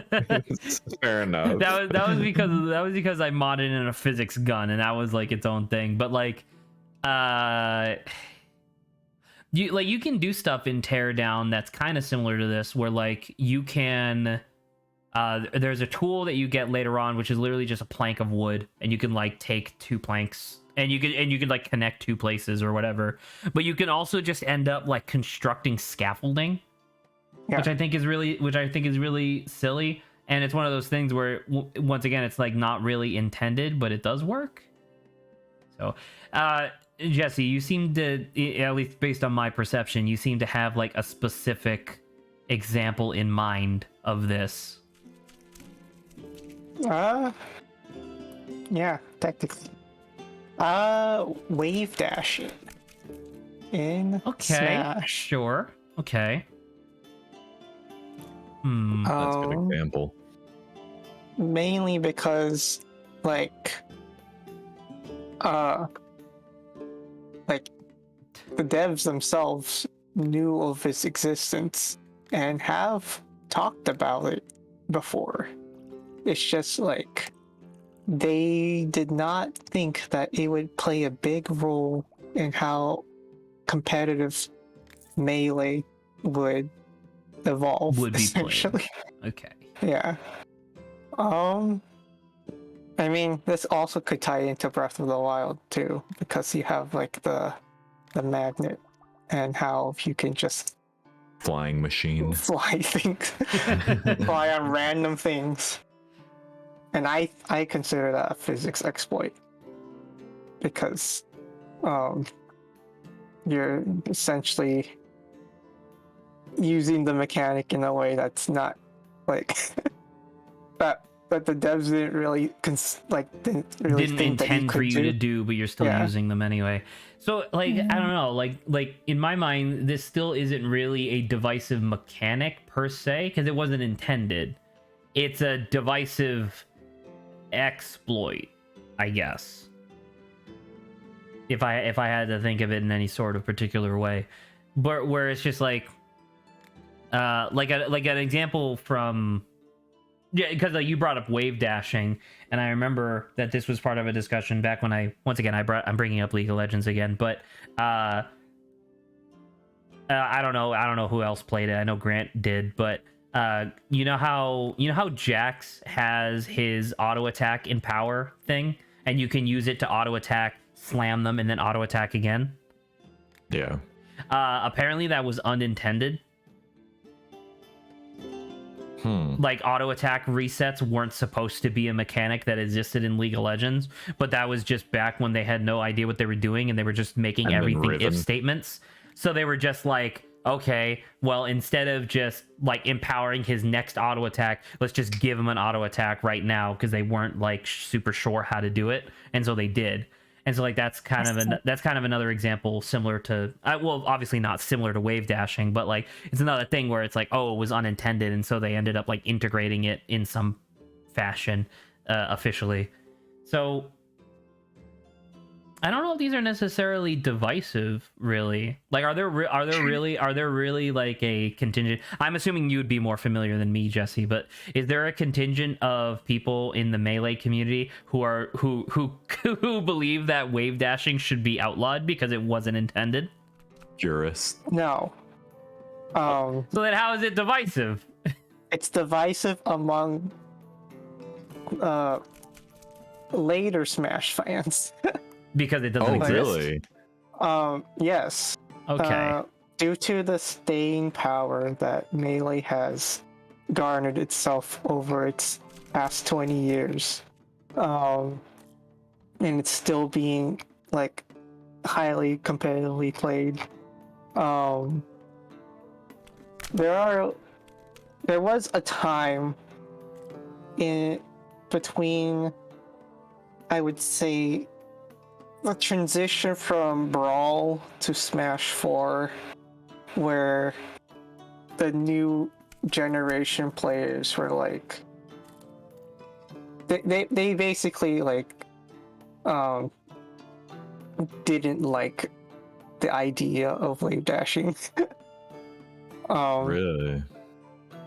Because there's a lot of discussion about how like technically it wasn't like an official like technique in a way that the developers intended, but it was still like a consequence of how they programmed the mechanics in the game, which they in turn like I mean, nowadays there's like more information that has surfaced regarding wave dashing's existence in Melee, where like the devs did like acknowledge it. They just didn't think it would become as big of a like a competitive staple, but also the fact that its removal in the 2 succeeding games was indirect result of Sakurai going, yeah, this technique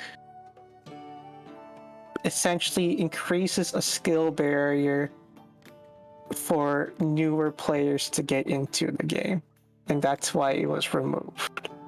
It makes sense. Because I mean, that's the whole philosophy. Once again, I'm not super familiar, but was wave dashing a mechanic that like every character could utilize? Yes, it was universal because that makes sense. It was something that was a result of air dashing. Of air dodging into the ground. Right. Which what they did to circumvent that issue is completely remove the ability to air dash into the ground in Brawl and Smash 4.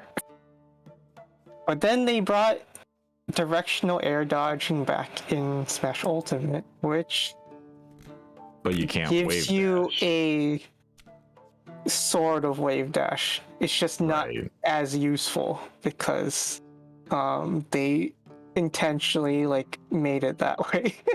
Right. Yeah. So now instead of it being like the residual effects of a mechanic that they didn't think was going to be important, now it's a specific mechanic that they have planned for. Okay. Yeah. I mean, that's fine.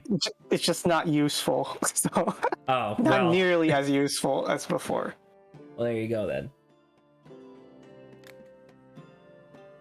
Can I not that I want to detract from the wave dashing conversation at the moment, but can I go on a tangent about Aphelios?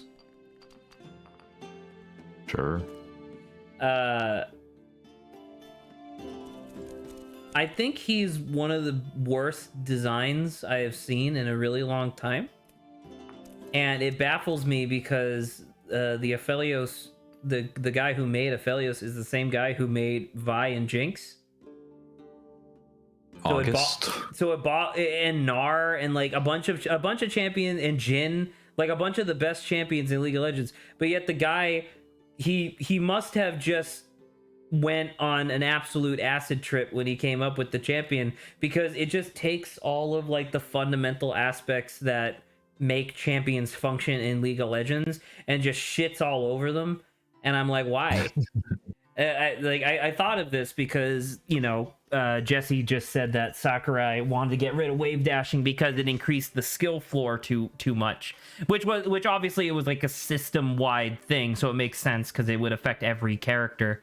But like, I was doing like a couple games of ARAM last night, and 2 games in a row I went up against an Aphelios, and it was fucking mind-boggling how different the two of them functioned, because clearly one guy had never really played Aphelios before and was struggling, and then the other guy went 36-2.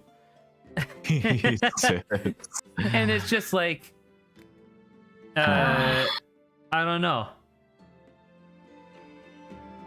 I guess that's a divisive, not mechanic, but design of just like high skill floor in your video game. Because it's like, if you have a high skill floor, that's gonna be, there's a strength potion that you can give them. I'm pretty sure.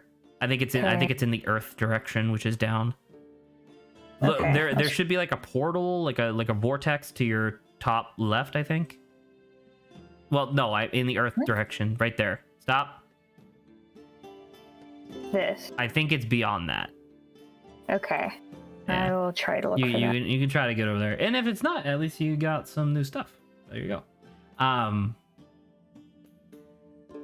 But yes. Sorry, what was I saying? Aphelios. I just think he's stupid. This is dumb. His design is so needlessly complex, and then like I think the thing that boggles my mind the most about Aphelios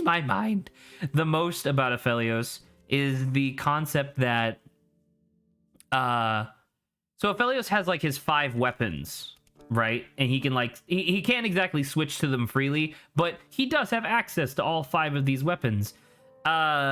I never really paid attention to his design prior to the ARAM game last night, where I then like went to go look up, being like, wait, what the fuck is this champion?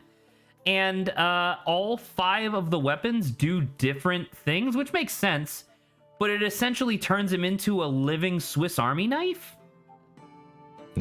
Like, there's nothing Aphelios can't do. He has like percent missing health damage, which turns him into an assassin. He has a long range sniper rifle, which turns him into a poke champion. He has a gun that allows him to mark enemies and then root them in place. So he also does hard CC, which makes no fucking sense on an ADC. Like, why the fuck would you give that to that character? He's everything and nothing. That, yeah, I don't know. I guess it's just me complaining about Aphelios because I hate him, but I don't know. It just blew my mind because the video of the guy explaining how to play Aphelios properly, like actually explaining the intricacies of his kit, was 8 minutes long. And I was like, whoa, that's really high compared to normal. Normally it's like 2 minutes. Yeah. Normally the champion is like Morgana, where it's like hit them with your Q and then laugh. And then haha, QW. Okay. QW, walk away. Yeah. Get ready for next Q. Yeah. wait for next Q. Repeat. Anywho, actually, if I can Shanghai Jesse's topic of conversation about like wave dashing, This is acid. Probably you're dropping acid. She's popping acid. Great. Well, One of the topics that I had on my list of 5 was difficulty and accessibility. Yes. I think the quintessential example in the modern age of this discussion is whether or not Dark Souls should have an easy mode. So I'm just thinking about like wave dashing, for example. Like, that was unintended, but what if they did decide to keep it? Obviously, like, the demographic for Dark Souls and Smash Brothers is different. Like, demonstrably different. But True. I don't know. I'm thinking about it where it's just like, well, what if Dark Souls had an easy mode, or what if Smash Brothers did keep wave dashing and that was just something you had to learn in order to be able to play the game? If Dark Souls had an easy mode, do you think it would increase or decrease their demographic? I think that's the question, and my honest answer is I don't know. It's like, wasn't the whole point of Dark Souls is that it's a hard, like, survival game, right? Like it's difficult, that was like their entire marketing campaign for Dark Souls 2 was like the Prepare to Die edition, because they were like, dude, it's fucking balls to the wall difficult, you're gonna like piss your pants or whatever. And then he peed his pants. he peed my pants, but no. But yeah, because it's just like, I think about it, and like, yeah, that was one of the intentions. But now that Dark Souls is so, because like the thing is that, like, you know, as much as Grant and Lawrence laugh, Dark Souls does have a lot of stuff in it that's not just difficulty. Like, the narrative is kind of interesting, and the characters that you meet are kind of interesting, and there's obviously like a fan base that exists around it that extends well past the game itself. And so the fact that there's not really an ability for somebody who has, like, obviously it's not really fair to bring this type of person into the discussion, but what if somebody is like, has like motor function troubles? then it's just like, it just feels weird to just be like, well, yeah, the game's not for you. It's not. But it feels a little weird to, I don't know, say it out loud, especially in a professional context. Well, and Because what's its face? Celeste is hard. Yes. But then it also has some of the most robust accessibility features ever. I mean, that comes down to level design and like how Sorry. good your execution is. I don't. Since since the controls are very accessible, it's basically comes down to it being your fault if you fail the level, essentially. Well, right, but how is that any different from Dark Souls?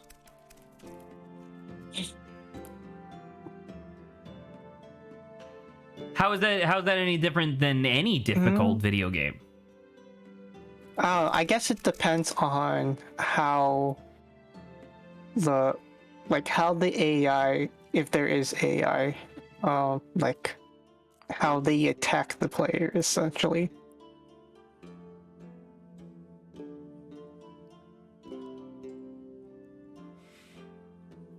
I guess so. Because in Celeste's case, there's not really an AI. It's true.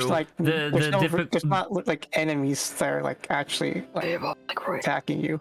The accessibility is mostly just like slowing the speed of the game down, giving you extra jumps, stuff like that. In Dark Souls, you have like literally anything that's like.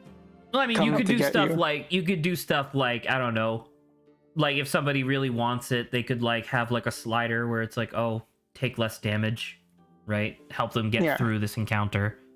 Because like what's his name, Miyazaki, the director of Dark Souls 1, after the unexpected success of Dark Souls 1, they did interviews, and part of the thing that he described was that they specifically designed the process of dying, spawning at a bonfire, and then running back to a boss. They specifically tailor-made that experience to try to be as fun as possible, just like that in and of itself being fun. But then he even admits that they miss the mark sometimes, you know, which is fair. Like, you can't exactly expect everybody to do everything perfect. But in that case, like, why not just have a slider that's available in the options menu that's just like, oh, I would like my moves to consume 20% less stamina, please.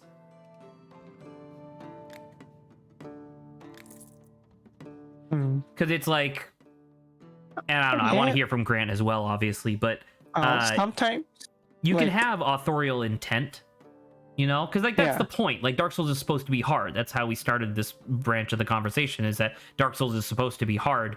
But does it really harm the authorial intent to give somebody the option of making their experience easier?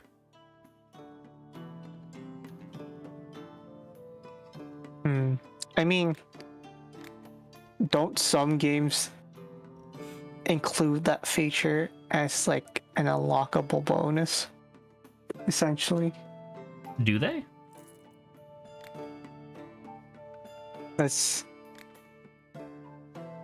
I can't think I'm glad of. you still have that, Grant. I can't think of the exact example, but I think there's a game where like you could essentially like unlock an ability to toggle like certain like sliders, essentially. Like you doesn't could really make it, but were the sliders to like would the sliders allow you to make the game easier? It'll make the game like more accessible, I guess. Why would that be? So, would that be an unlockable? If it makes the game more accessible, shouldn't that just be available from the get-go? I don't know. I mean, I don't remember if the game would do exactly that, but like How do you feel about this, Grant? The discussion of difficulty in games. Well, I was still thinking about the accessibility thing. Well, the accessibility is kind of intrinsically tied to the conversation of difficulty, right? Like, it's true that you can have accessibility that's like subtitles or color blindness, right? Like, those are accessibility features. Epilepsy. People you just don't need flashing, I guess, with that. Well, because some games have like things to mess with that or whatever, and I remember distinctly a game that people were upset didn't have any option to do that, and therefore couldn't be played by people who suffer from epilepsy, was Cyberpunk 2077. That makes sense. Yeah, Cyberpunk has a lot of screen glitching and flashing effects that occur. Yeah, and people were like, hey, I mean, among a myriad of other issues that Cyberpunk had, people were really upset at the fact that they couldn't play this game because of that reason, you know? So I'm thinking about that, like, in terms of accessibility, because not just difficulty, but people, because you mentioned the people who have motor skills issues or something like that. I don't know.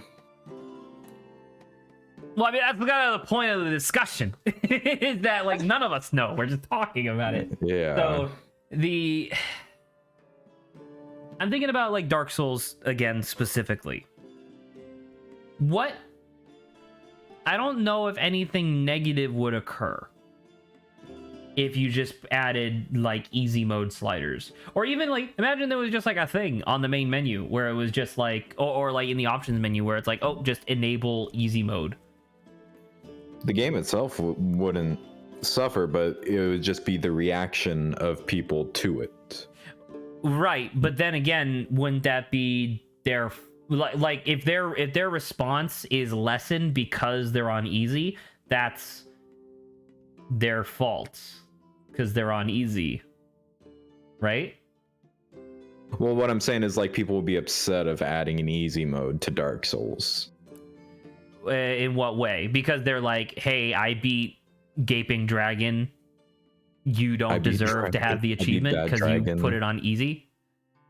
Well, that, and also people are just shitty, because gamers are just shitty and look down on people who like, oh, well, I beat the game, I'm expert, and because Dark Souls obviously being notorious for its difficulty, and so I think adding an easy mode, people would say, well, that ruins the experience of Dark Souls because it's not, you know, Dark Souls anymore. It's baby game, which needless to say, my response of get over it would be no, I absolutely think like that, you know, because it's just like, if there's people just being shitty for the sake of being shitty, I don't care, you know. Yeah, exactly. like that's their prerogative to be up their own ass about it. And the thing is that like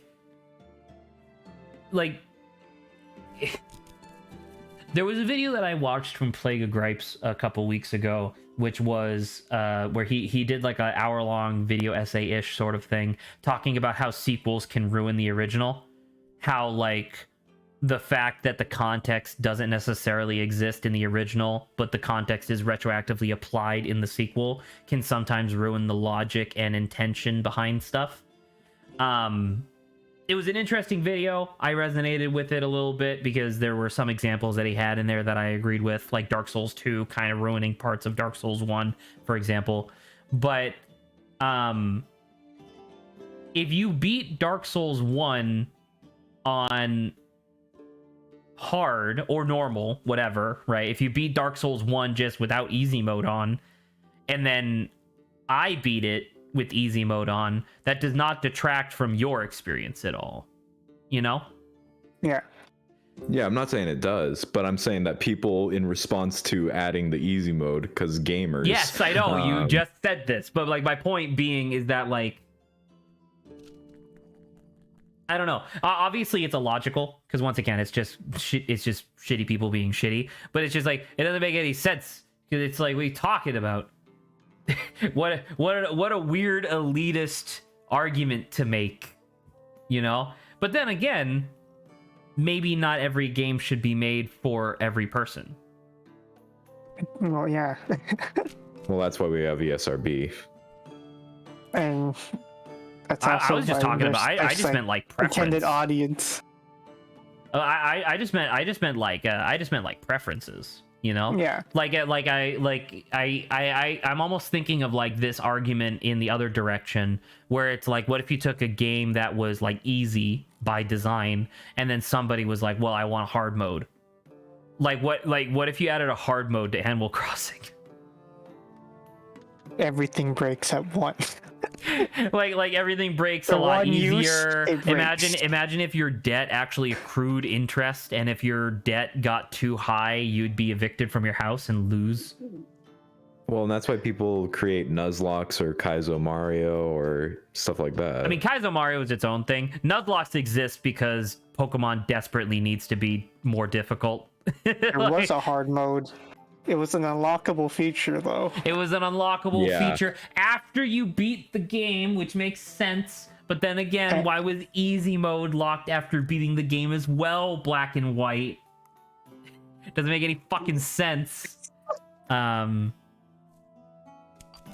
we really gotta play depending on what version you GameCube had, Pokemon too. games. What'd you say, Jesse? And also depending on what version you had, depending on if you get hard mode or easy mode. Yeah, I know that they Another didn't thing. do it on purpose, but I did like how Black gave you hard mode and White gave you easy mode.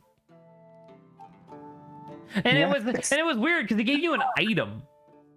Like Yeah. a specific item that you could then trade to another player to give them access to it. And once again, like, hard mode kind of makes sense because at least that encourages you to do a second playthrough. Who in their right fucking mind would play Pokemon White and then want to play it again but easier this time?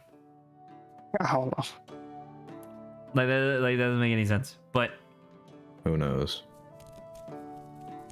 But how you doing, Grant? You sound tired. Are you okay? What? No, I'm fine. Okay. I guess for me, my quintessential example for accessibility and difficulty would be in fighting games where you have motion inputs, and motion inputs in fighting games have like a deep-rooted history in its origins due to the fact that there weren't as many buttons on the arcade cab beforehand. So in order to add more moves, they You had to do like quarter circle backs and stuff like that. yeah And pretzels. they added motion inputs to give your characters more moves, and that's just been a thing that's been around since the very beginning of the genre. But over time, several companies have experimented about like getting rid of motion inputs altogether. So Rising Thunder. Rising Thunder. Rest in peace. I mean, we'll see how Project L turns out with that. Because that game will be basically the definitive factor of what happens with this type of design. Because Riot will reach out to pretty much the biggest audience. But we do have like several games that do not have motion inputs, and even the games that do have motion inputs, the devs do consider like people who don't want to learn them, and there's essentially an easy mode where you can just auto combo. So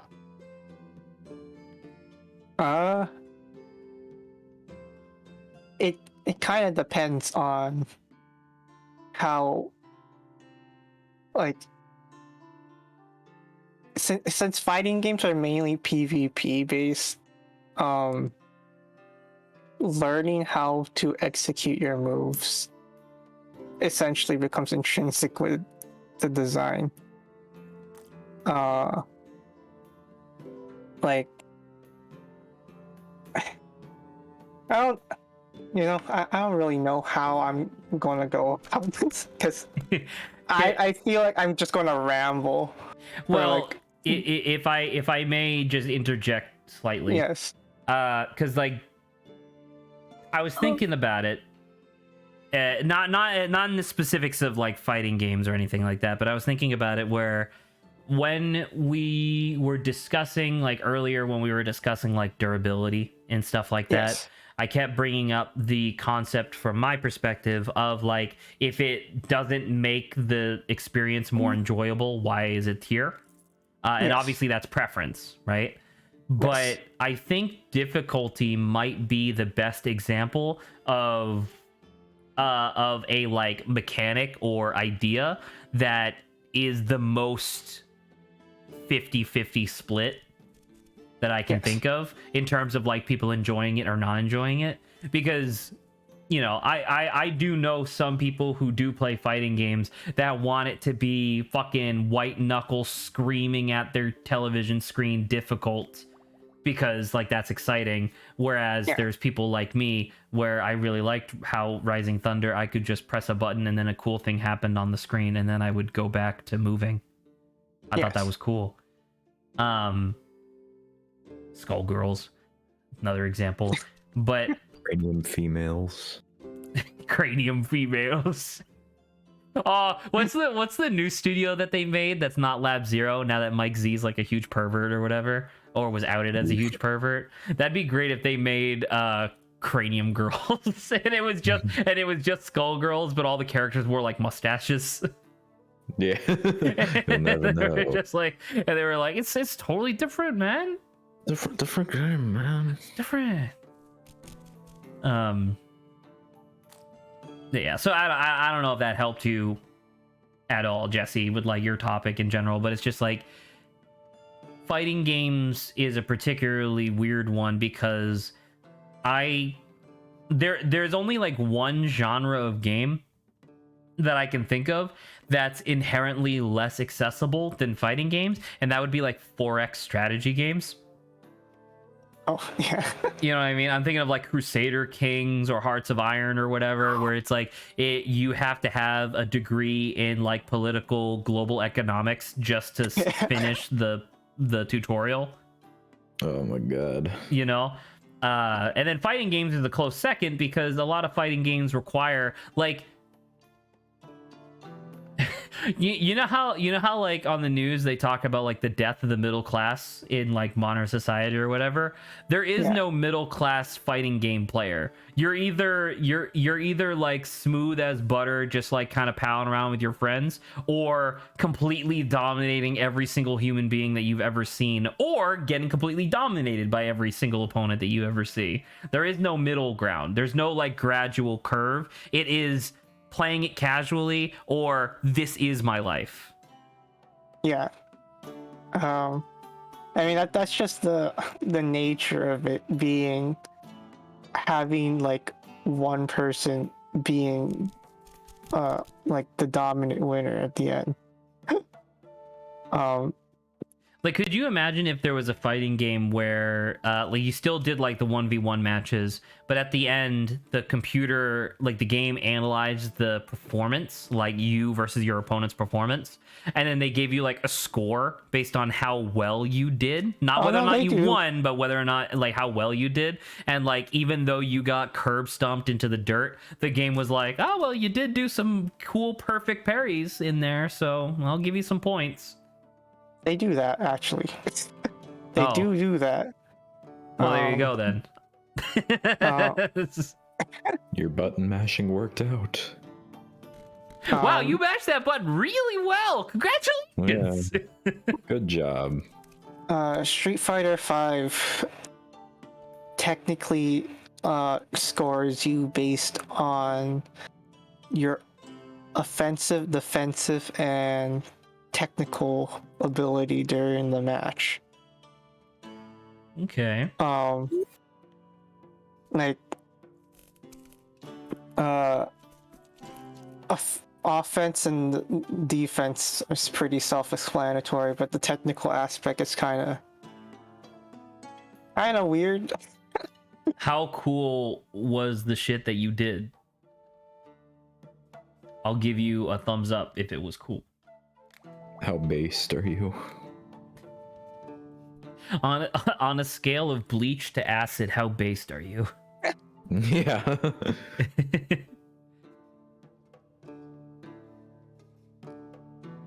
I don't know.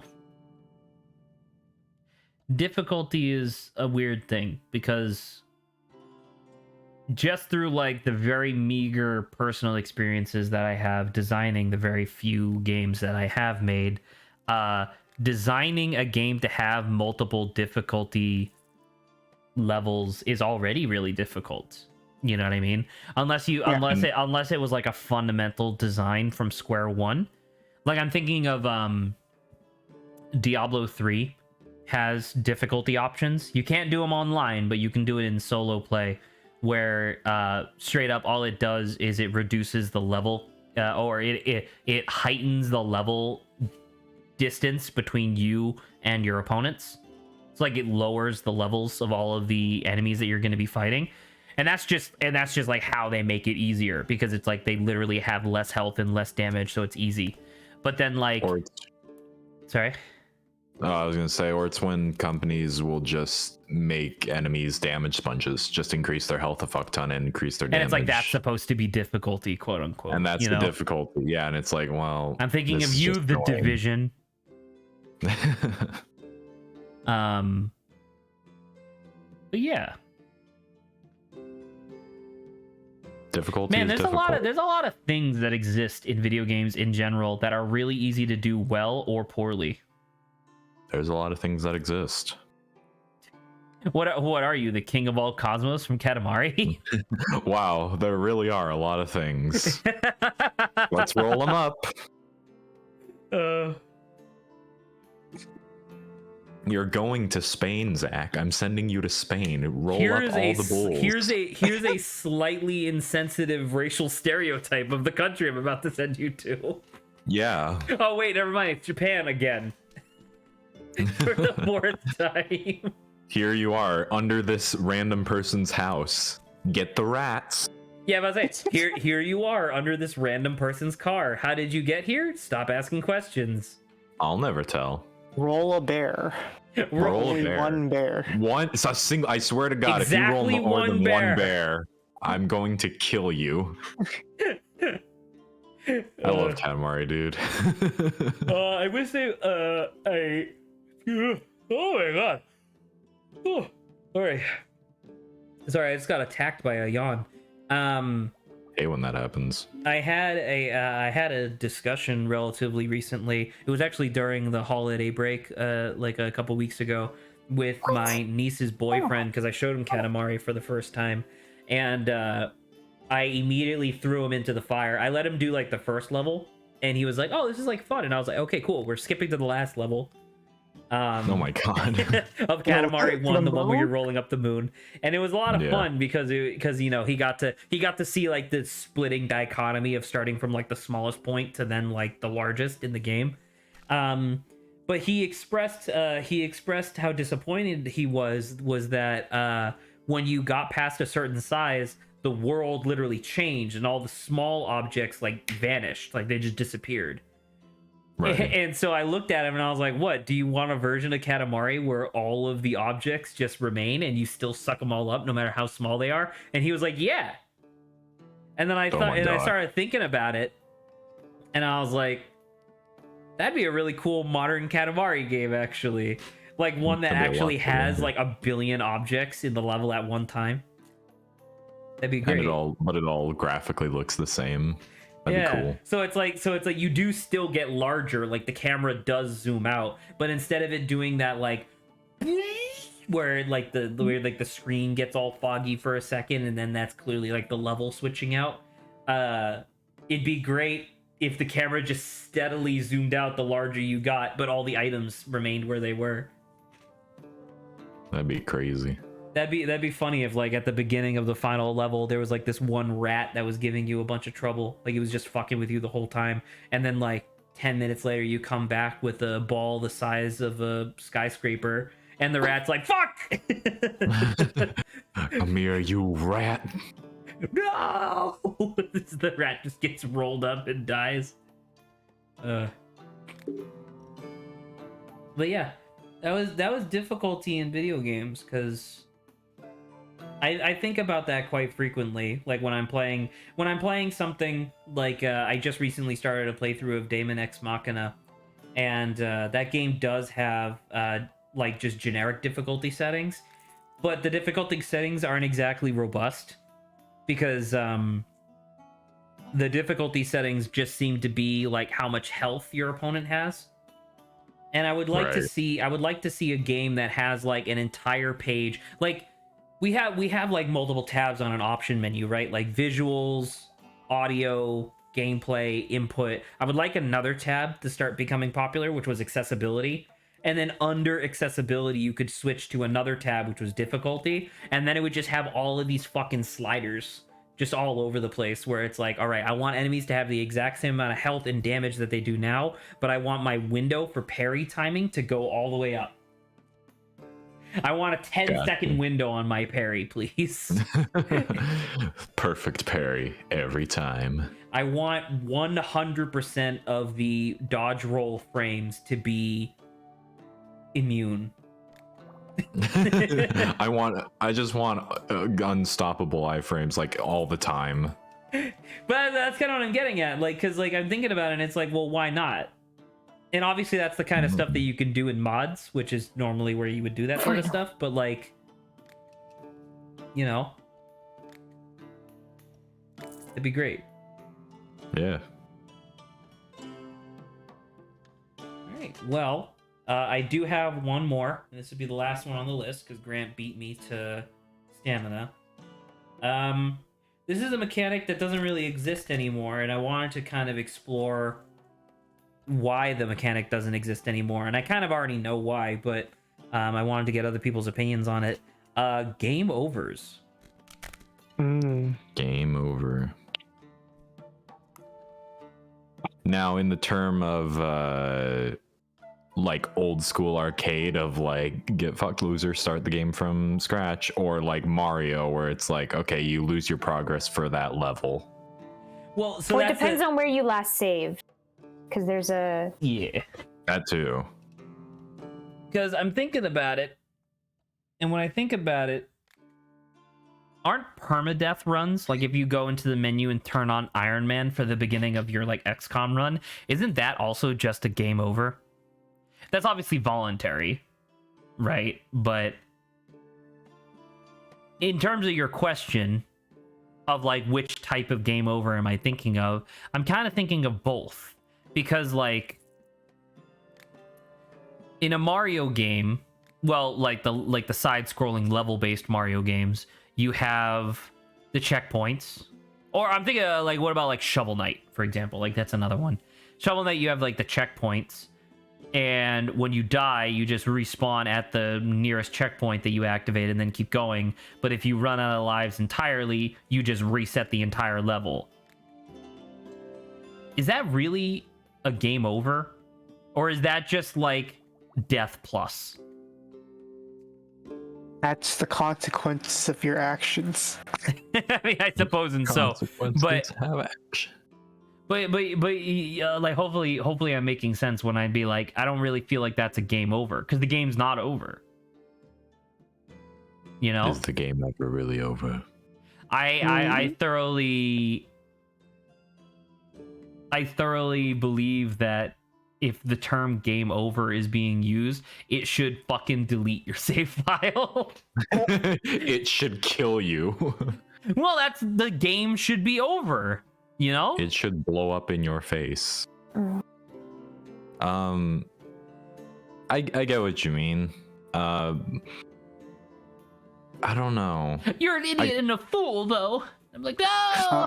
It's kind of hard to like dissect this due to how the concept of game over has changed over the years. Yeah, and that's kind of why I brought this up, because it has changed. Like, the last game I can think of that has a hard, like, go fuck yourself, the game is over, is Snake Pass.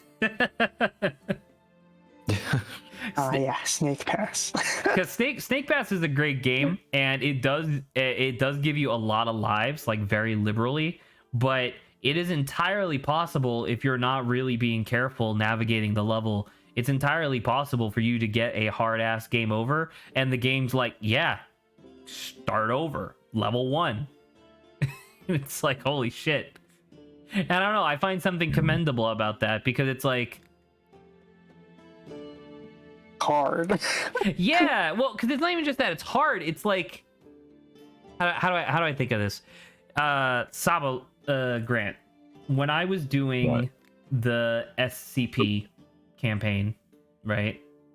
Obviously, I couldn't, like, if you guys fucked up enough, I couldn't just be like, oh, you're dead forever, because that's not fun, right? Yeah. I cannot tell you how many times I wanted to just be like, all right, well, guess what? You fucked it. You lost. You're fired. Not you specifically, but just like your group in general. I can think of, I don't know, maybe a specific character who was doing some stupid shit. Saba. Oh yeah, Bran. me. Out of the entire group, it was me. It was definitely Bran who was doing the most stupid shit. But I knew it. The scaredy cat. But I knew it. But you know what I mean? Where it's just like, there's something really liberating, for, at least in my opinion, as like a creator, quote unquote, where it's just like, if you fuck up, that's okay. You get another try. If you keep fucking up for a really long time, start over. You don't deserve to be here. This kind of reminds me of, and I think you already brought up with the permadeath from XCOM or whatever. Mm-hmm. But it reminds me of a mode in Batman Arkham Origins that it only exists in that game. No other Arkham game used it, but it was called I Am the Night mode, and you would only unlock it after beating the game. And it was basically permadeath, where once you died, you know, that was it. But that was taken as a difficulty thing, which I guess we've already talked about. I don't like it, because it leads to a lot of I got hit reset thing, you know. Right, yeah. But at the same time, I can also say that's respectable, you know, like for people who really want to do it, for people who really want to, you know, complete the game and say they did it. I don't know if you get anything. I should do it now. Now I'm thinking about it, I should do it though. I should do it because I did a 0 hit run for Arkham Origins. I'm like, well, that's worse than dying, so okay. But yeah, I don't know. It's commendable in a way, but not completely necessary, I suppose, is what I'm trying to say.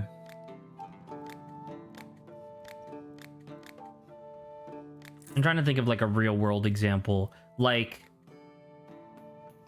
in my opinion, if I'm running a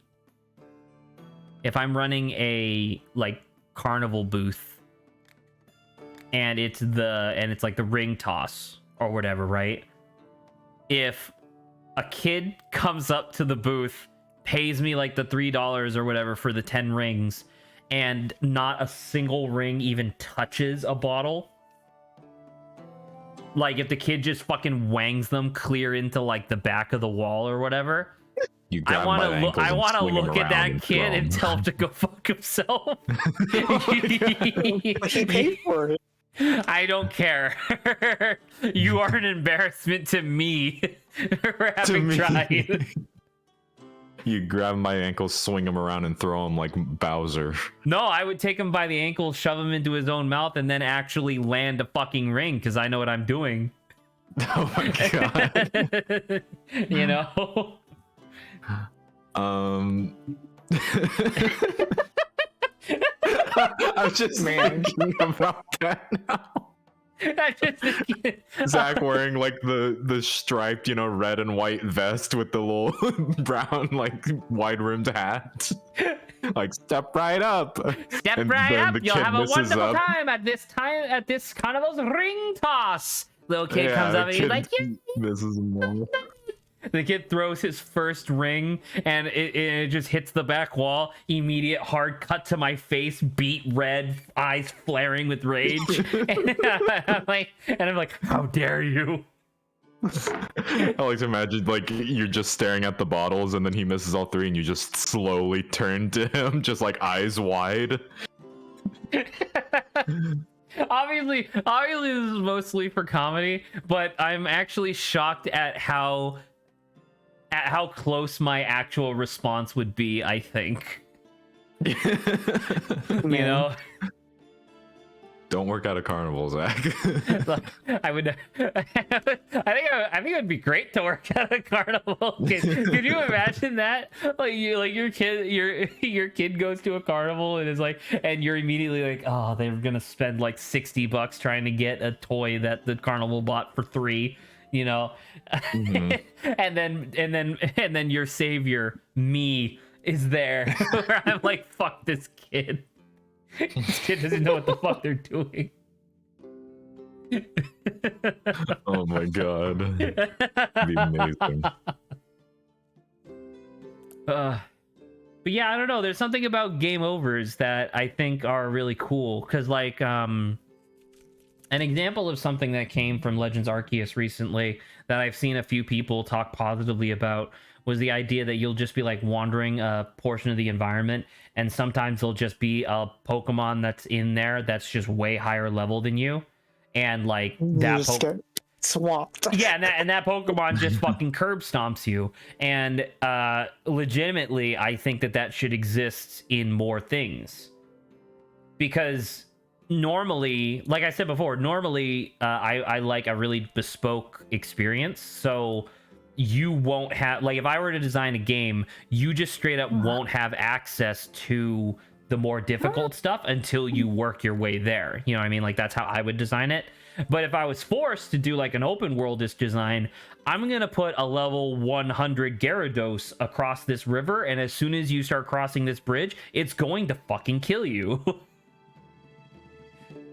You know, apparently also in Legends Arceus, I literally saw a tweet like right before, like an hour before stream, about people saying that there's a secret final boss that is incredibly difficult, like that surprised them, of especially considering modern Pokemon, how hard it was. So it's like, oh, that's kind of neat. That's neat. I mean, I'm very glad that this game is actually hard for Pokemon.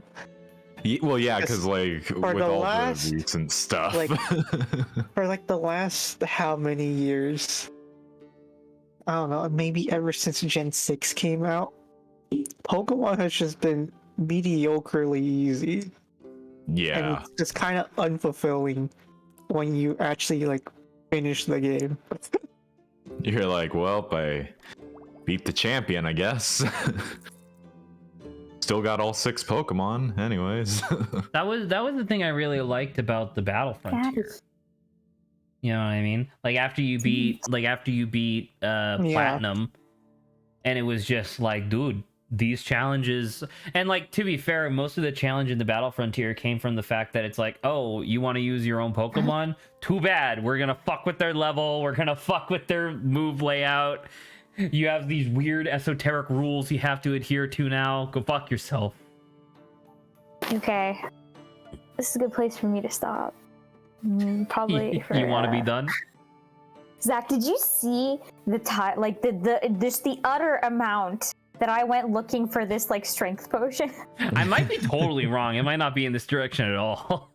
No, you didn't say. I went looking for because I was like, oh, this like tough skin one is here. So I was like, oh, I feel like that would be in this direction. So I went all the way down here and then all the way up here, past this, just for it to be up here. I think we talked about it when we were playing this the other time on stream, but I do love the idea of like, because like you can get to like the healing potion in 2 ingredients, right? And that makes sense. So it would just be like the 2 ingredients and then that's the healing potion. But then technically the exact same healing potion, like with the exact same effect, you can make with 300 ingredients by just going all the way around the map and then just going back to the healing potion at the end. Yeah. I think that's fucking hilarious how it fits into the same bottle. So yeah, that's good. I think I'm good. I think that this is okay. And for the most part, I think that we're probably good to end stream a little bit early today. I don't know if anybody else has anything that they wanted to say about game overs in general. However, I did want to do one more thing before we part ways today, assuming that that's okay with everybody. Saba, I want you to propose a divisive video game mechanic. You can take your time to think of one. Wait, I have one. Okay. Just pitch, please. Save points. Oh, In what way? that's a good one. Being able to freely save anywhere you want versus the game forcing you to save at very specific locations. Which one do you like better? I mean, I personally prefer saving wherever you want. Same here. Yeah. It those like for like this kind of thing, is it only like, is it the really hard games that normally make you save at specific locations? It's usually No. Because- RPGs. Yeah, Okay. RPGs or horror games do that, you know? Okay. I would definitely say I feel like saving at certain spots feels like a difficulty thing, like. But even then, I don't know. When would it be suited to save like at specific points versus whenever you want? The only in the Skyrim, only scenario. in Skyrim, if I Go may on. ask real quick, just so that way I can have an idea as to what my answer would be. In Skyrim, can you save while you're in a dungeon? Yeah. Okay. Sorry, Jesse, you may continue.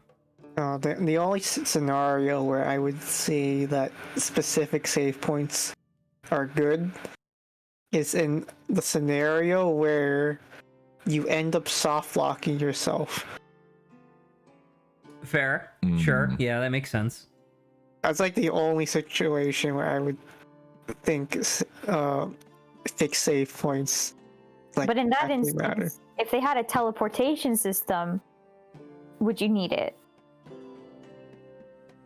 Like a fast travel system. Like a quick travel, yeah. Like how like in Genshin, if you're like flying midair or whatever, you can just be like, I'm gonna yeet out of here and just teleport. The violent clone uprising occurring.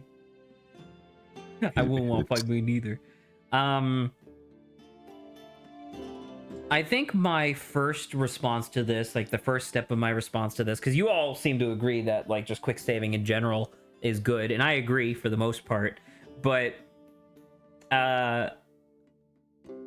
once again, just talking about Dark Souls, I really like the Estus flask as a design because it essentially gives you a checkpoint, which is your bonfire, obviously, and says, hey, you get this number of potions to do this next sprint until the next checkpoint.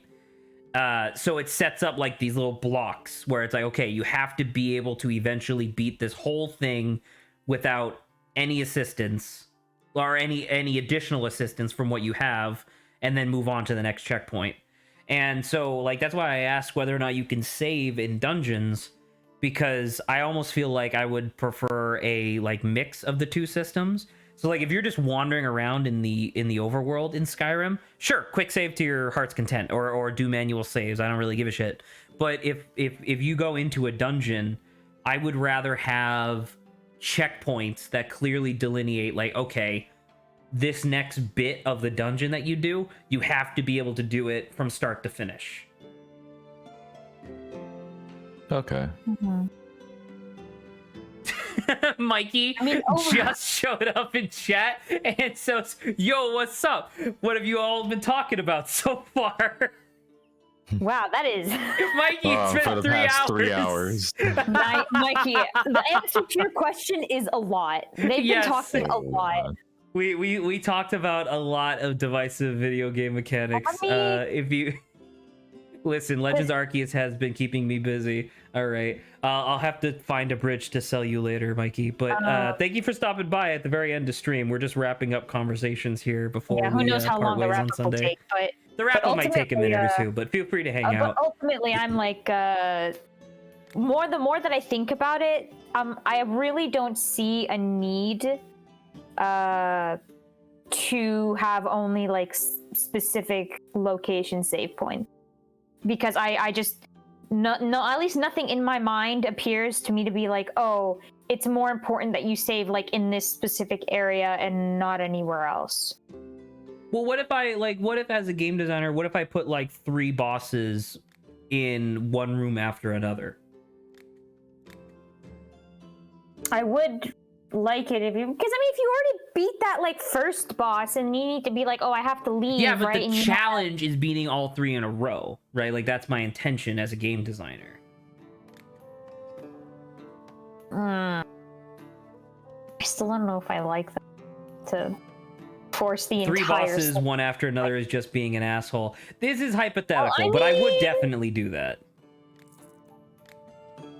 So yeah, I mean, you have that potentially, but maybe I still. But even then, it's like, because you would have to apply this to the whole game, you know. So just for 3 bosses in a row, you're gonna make this entire game system be What are you talking about? I literally just said I would do a hybrid of the 2.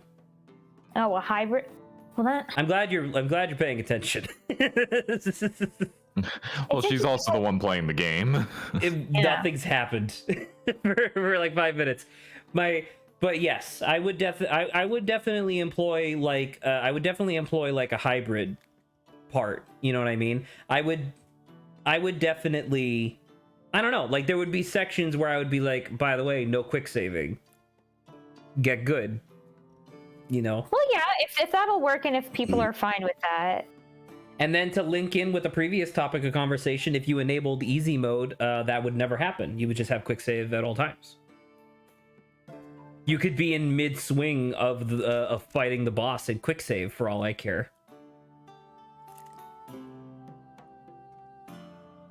So yeah, besides that, I mean, having the hybrid is good, though. Yeah, I mean, if you need it, but I would say like I feel like the normal should be. Like, could you having, imagine being able to quick save in Mario? I mean, you could in the fucking Switch ports of the originals. The Switch ports of the Remember- originals? I mean, oh, you're talking about like the emulator thing, right? Yeah, the emulator one on the Save Switch. Yeah, those where are you can save states, state. which are I mean, that's essentially the same thing because it's just Yeah. taking a freeze frame of the emulation and then going back to it later. Yeah, obviously that's not exactly the same thing, but it's the same rough idea. So yeah, that makes sense. I'm just thinking about like, I don't know. You have a lot of like auto saves that happen in Bowser's Fury, but I was just thinking about like, what if in Bowser's Fury, at any given time, you could just hit the menu and be like, I want to make a save, I'd be fine with that. but you only had like the one save slot.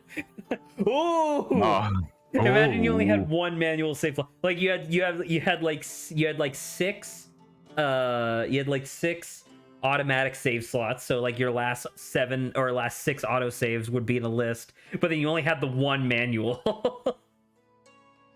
Damn. Oh, that'd be great. I love that. I like that idea a lot. I mean, at least it doesn't boot you out of the game. True. Kicks you out completely.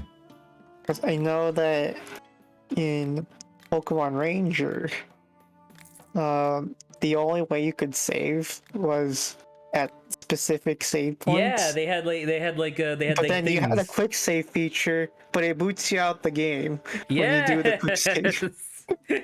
This is extremely true, and I remember it's really funny because this just goes to show how like rose tinted glasses I have about Pokemon Ranger, because I remember thinking that was fucking awesome.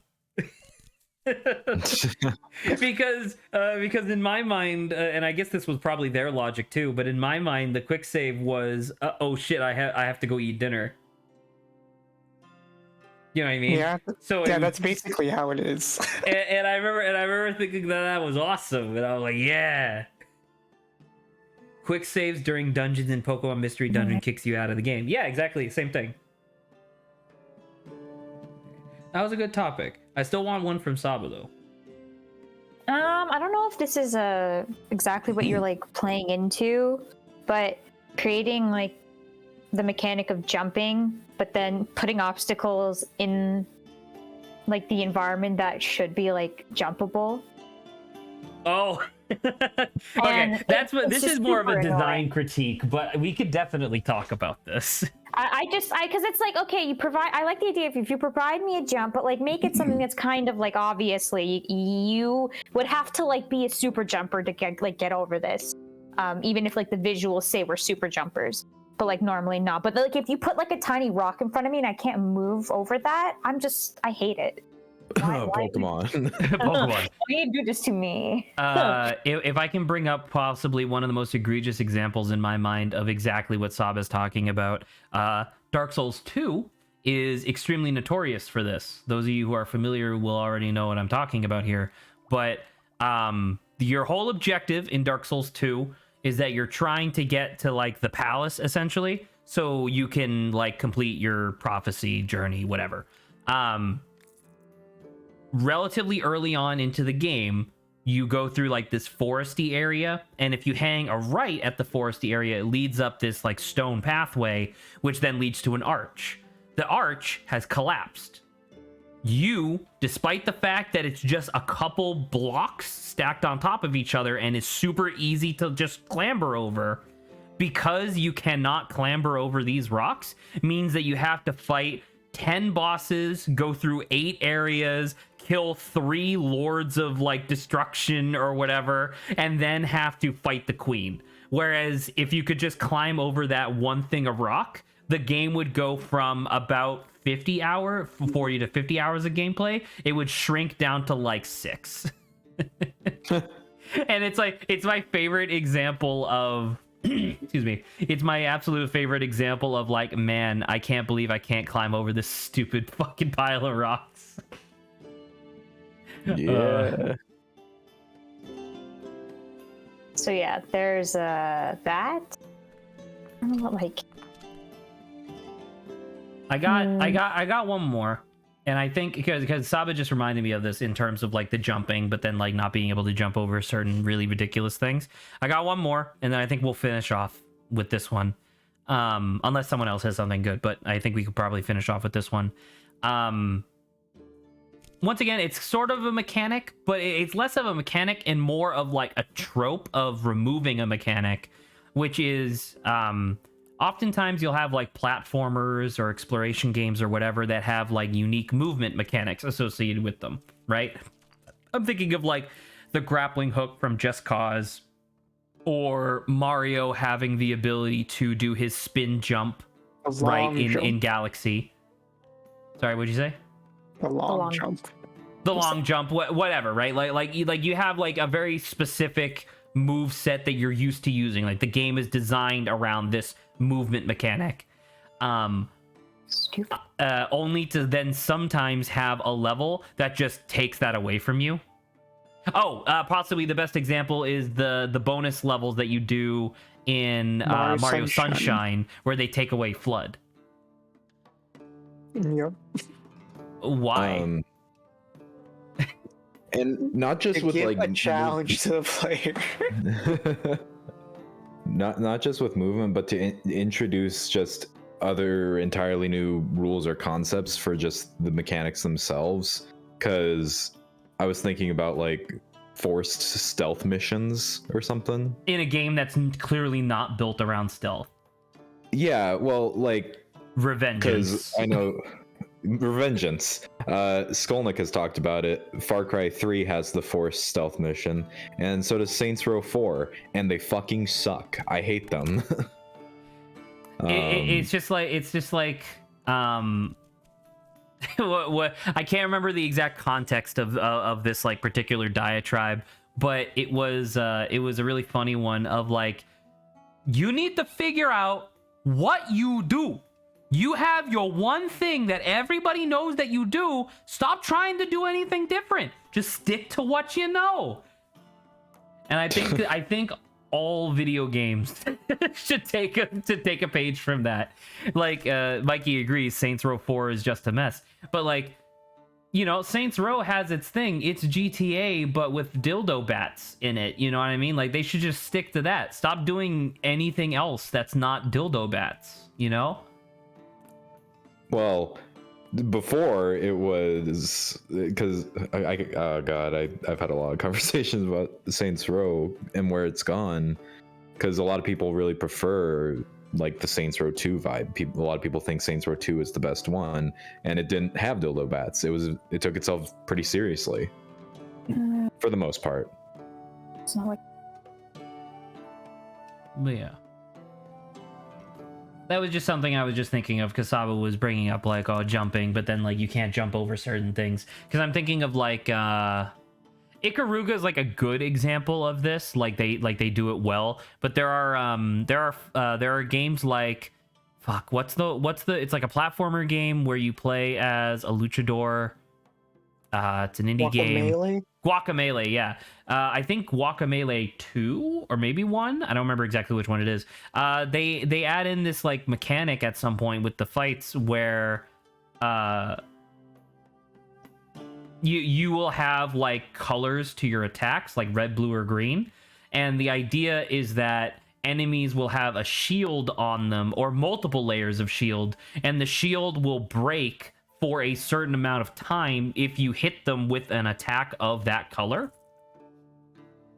Whereas literally everything else in the game up to that point was just doing your combos, which was fun. You know what I mean? Like doing your combos in Guacamelee along with the platforming was what was fun about it. And then clearly some designer came in and was like, we need a new thing for this level. You know what? Let's make you not be able to do your combos anymore. Fuck you. And I hated it. It was awful. Stick to what you know. If you make a good PB&J sandwich, don't branch out. Just make PB&J every day for the rest of your life. Never do anything else. Never try. Never try anything. If you're really good at making PB&J sandwiches, maybe try and make a tuna fish sandwich every once in a while. At least it's close to what you're doing. Stop making salad. Stop trying to cook fish. That's not your job. Your job is PB&J. Is Zach somehow kind of talking about himself, pepping himself that he doesn't need to make any other type of food? That's insulting. And I have no idea what you're talking about. I'm sure you don't. All right. Well, that certainly was a podcasty segment. We ended up going an extra 20-something minutes after Saba said she was done. So that's good. Fine. We talked a little bit. Stuff. Unless, like, by God as my witness, we will be playing Outer Wilds next week. One day. Even Maybe. if Jesse falls down a well, I will just play Outer Wilds and just say fuck it, because I don't think I can handle waiting another week. So, like Jesse, just don't fall down a well. He's an addict. Be fine. He's gonna fall down the attic? No, I said you're an addict because you need the Outer Wilds fix. It's not even just the Outer Wilds fix. It's the fact. Shut up about Okami Den, Mikey. It's not even like needing an Outer Wilds fix per se. It's more along the lines of like, we started the playthrough 2 weeks ago, 2 weeks ago, and then took a break. And it's just like right at the beginning, yeah. like we weren't even at a good place for a break. And obviously it's no one's particular fault. Like you can't fault game jams, or you can't fault birthdays. Like, that's nobody's fault. But it's just unfortunate because if I had known about these things ahead of time, I definitely would have done like fucking what was the game I was gonna have you play, Saba? It was Yoku's Island Express. Or Yoku's Island Express. Okay. Like we definitely would have we definitely would have just done like 2 Sunday streams of Yoku's Island Express instead. Not that these weren't fun, but like I don't know, it's a little exasperating because man, all I want is for Jesse and Grant to keep discovering the mysteries of the solar system. But now I have to wait another fucking week. I have ejected all information about Outer Wilds out of my brain. You've forgotten everything already? I ejected it all out, yep. I need to make room. Make room for what? Song lyrics. Song lyrics. All right, well that's funny. Okay. Well, Saba, whenever you feel like you're done, feel free to just hit escape. You can quit out of this if you want. Try to finish the day. He mind blew the Outer Wilds stuff from his brain like Rick and Morty. What Mikey says. Got rid of it. So we will be starting a new game on Friday. We finished Metal Gear Rising: Revengeance yesterday. Much to my chagrin, admittedly, but at least it was a good game while it lasted. So next Friday, we will be starting our playthrough of Ghost Trick.